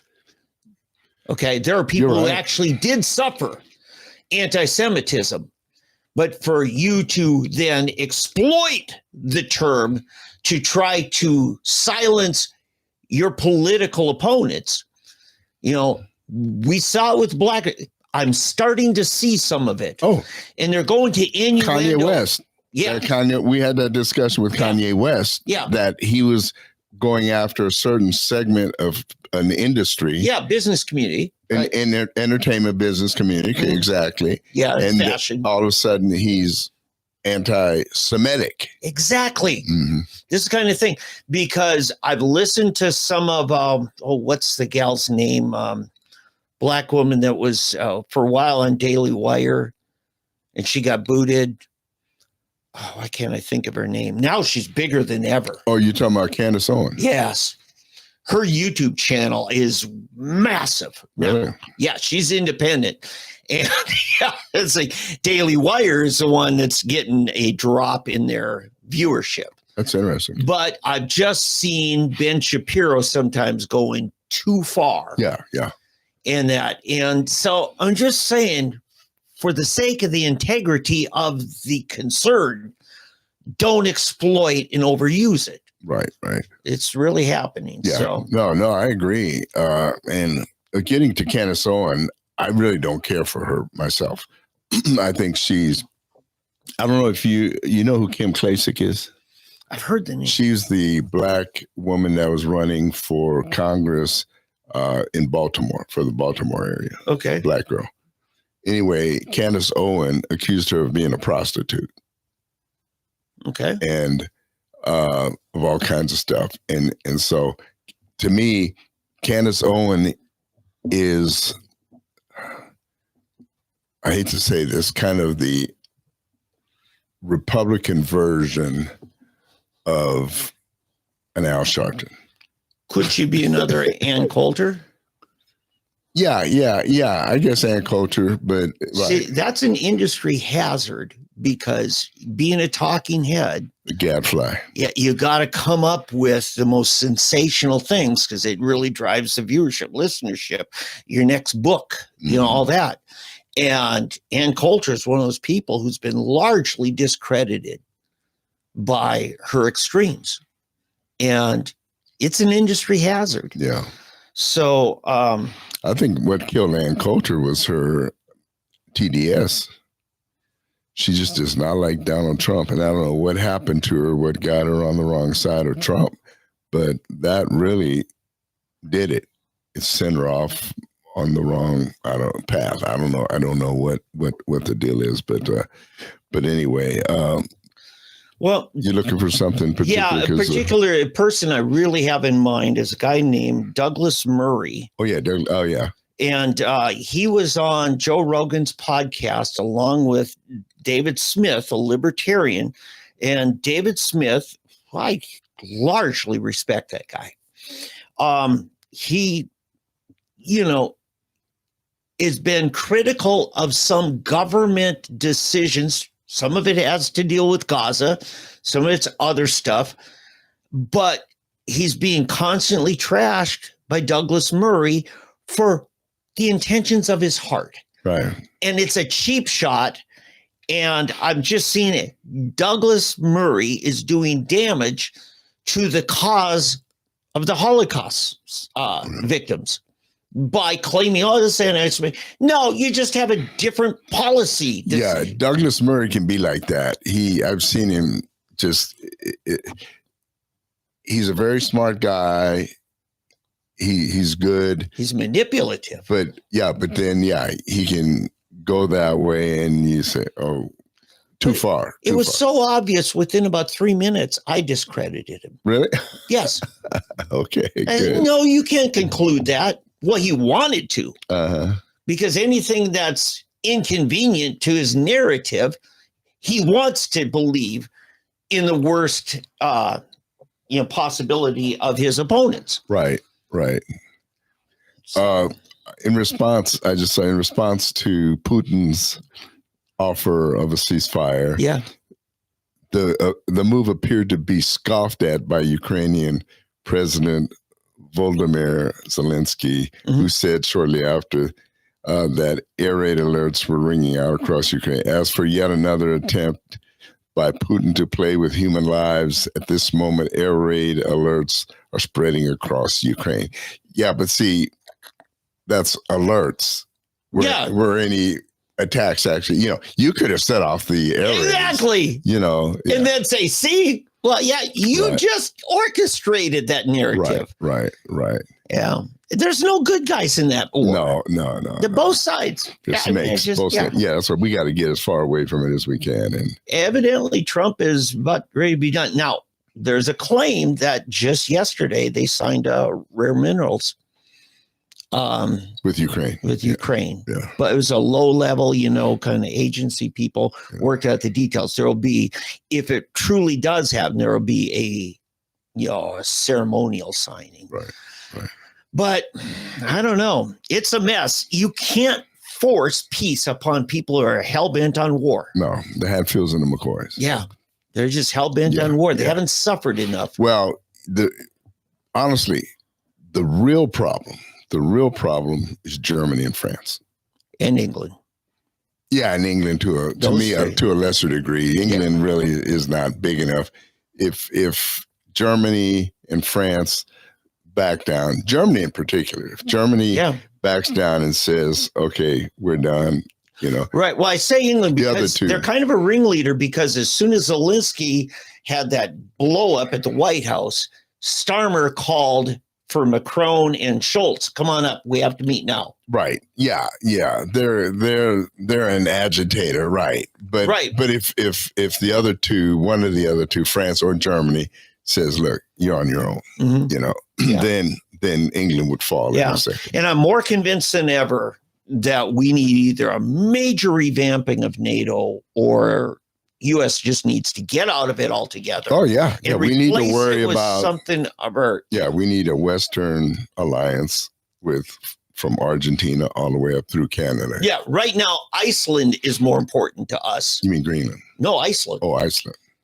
Because they are a legitimate government. Yeah, and it is more inhabited. It's funny. Greenland is the Iceland, and Iceland, they got them switched up when they were naming them. Yeah. They got them confused. But.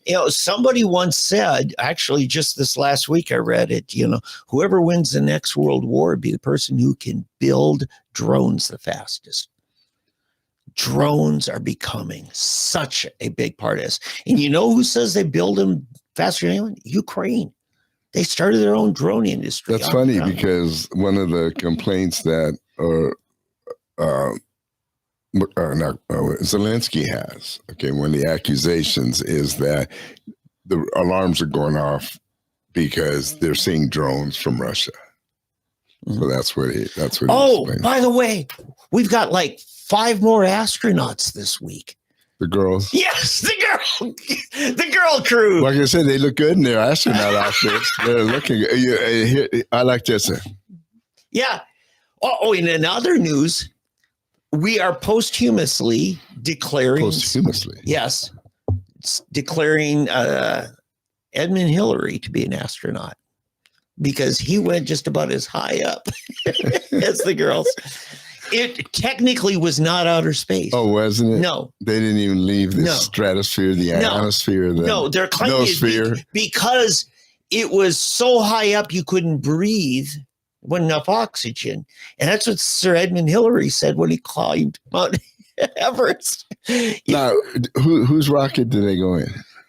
It was the girlfriend of Bezos went in his rocket. Oh, that's how she got it. It was Bezos. Okay. Yeah, I think what you're seeing here is the real space exploration, the real advancement in technology. I mean, it's Elon Musk. Oh yeah. SpaceX, right? The amusement park is going to be Bezos.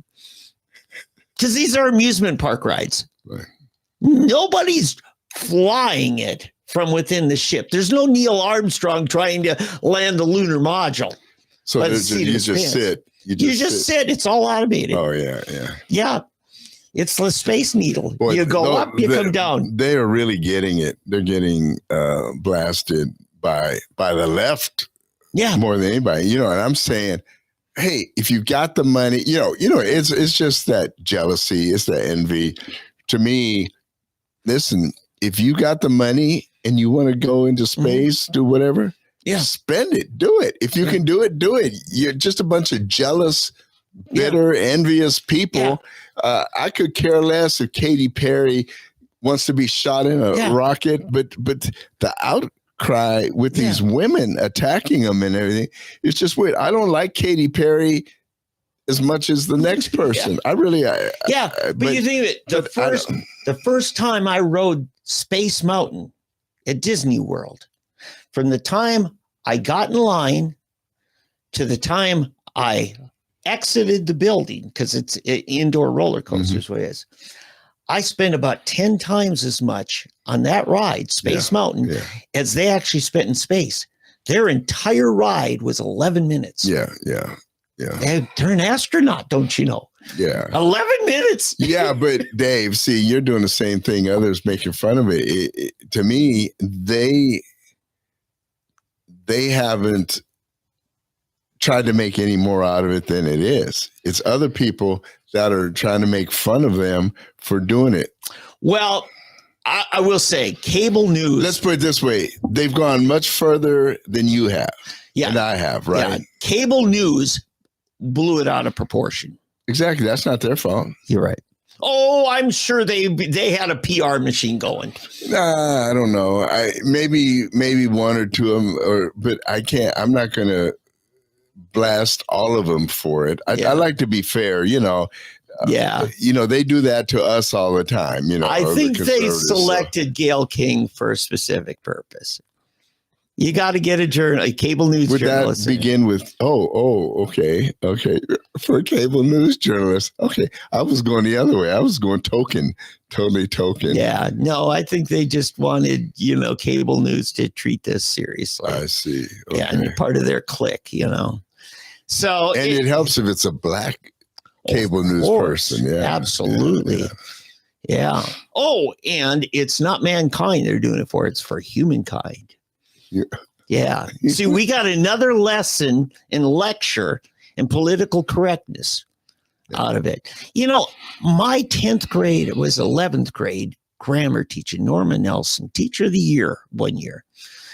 She taught us very clearly. There's the neutral gender, the masculine gender, the feminine gender. Oftentimes, the neutral gender and the masculine gender are the same.